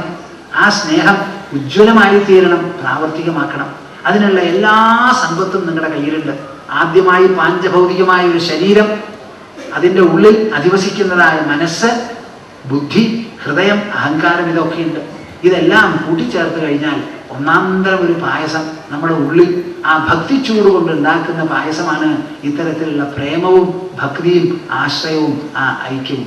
ഇത് നിങ്ങൾക്ക് എല്ലാവർക്കും എത്രയും വേഗം ഉണ്ടാകട്ടെ. ഇതാണ് നമ്മുടെ ഉദ്ദേശം എന്ന് ഭാഗവത ശാസ്ത്രത്തെ മുൻനിർത്തി നിങ്ങൾ മനസ്സിലാക്കെങ്കിലും ചെയ്യും.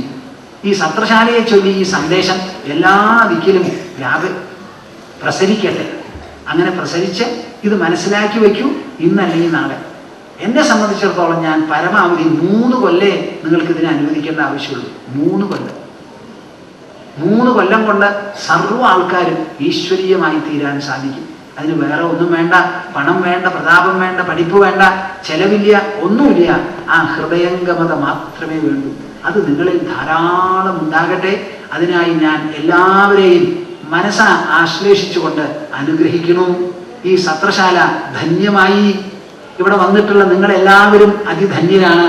നിങ്ങളുടെ കുടുംബങ്ങളും കുടുംബാംഗങ്ങളും വരും തലമുറയും നിങ്ങളെ ചൊല്ലി ഭാരതദേശവും അതിന് ചുറ്റും പരിസരത്തുള്ള സ്ഥലവും എല്ലാം തന്നെ മംഗളപൂരിതമാകട്ടെ, പവിത്രമാകട്ടെ.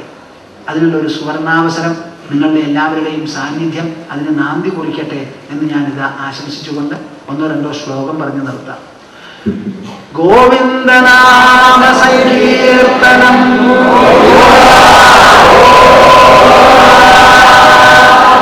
എല്ലാവരുടെ കൈയൊന്ന് പൊന്തട്ടേപ്പാ, വേണമെങ്കിൽ എണീറ്റ് നിന്നോളൂ. ഗോവിന്ദനാമ സങ്കീർത്തനം. നമഃ പാർവതീപതയേ. ഗോവിന്ദനാമ സങ്കീർത്തനം.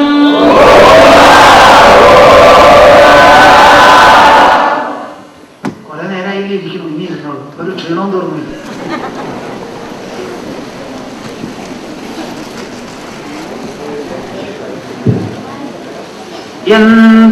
എന്താശങ്കയെനിക്കു ജീവനമതിൽ വിശ്വംഭരൻ നീ സദാ, കുഞ്ഞിൻ പാലനമോർത്തതിനുചിതമായി സ്തന്യം ചമച്ചില്ലയോ. വീണ്ടും വീണ്ടും ഇതോർത്തു യാദവപദേ ഗോപീപദേ സത്പദേ പാദാംഭോജനിഷേവ കൊണ്ടു സതതം കാലം കഴിക്കുന്നു ഞാൻ. പാദാംഭോജനിഷേവ കൊണ്ടു സതതം കാലം കഴിക്കുന്നു ഞാൻ. കാലം കഴിക്കുന്നു ഞാൻ. നിൻ പാദാംബുജ പൂജ ചെയ്തനുദിനം നിന്നെ സ്തുതിക്കുന്നു ഞാൻ. ഈശൻ നിന്നിലണഞ്ഞിടുന്നു ശരണം നിന്നോടിരക്കുന്നിതാ. ദേവന്മാർ കൊതിയാർന്നിടുന്ന കരുണക്കണ്ണെന്നിലേകേണമേ. ശംഭോ ലോകഗുരോ ശംഭോ ലോകഗുരോ മദീയ മനസായി സൗഖ്യോപദേശം തരൂ. ശംഭോ ലോകഗുരോ മദീയ മനസായി സൗഖ്യോപദേശം തരൂ. കാക്കണം സ്തുതി കേൾക്കണം പുനരന്തികേ എഴുന്നള്ളണം. ആടണം കുഴലൂതുമാ വഴി ഗാനമോടിയുതിർത്തിടാൻ. ഓതണം പല തത്വവാക്കുകൾ എന്നുമൻ കരളഞ്ചുവാൻ. അന്തരംഗ വസിക്കണേ ചിരം അറ്റകുറ്റമകറ്റുവാൻ. അന്തരംഗ വസിക്കണേ ചിരം അറ്റകുറ്റമകറ്റുവാൻ. ഹരി ഓം ഹരി ഓം ഹരി. അതുപോലെ സമാപനത്തിൽ ഒരു ഓംകാരം ജപിച്ച് കൂട്ടായി ജപിച്ച് നമുക്ക് നിർത്താം. എല്ലാവരും കണ്ണടച്ച് ശരിക്കും നിന്നോളൂ. ഓ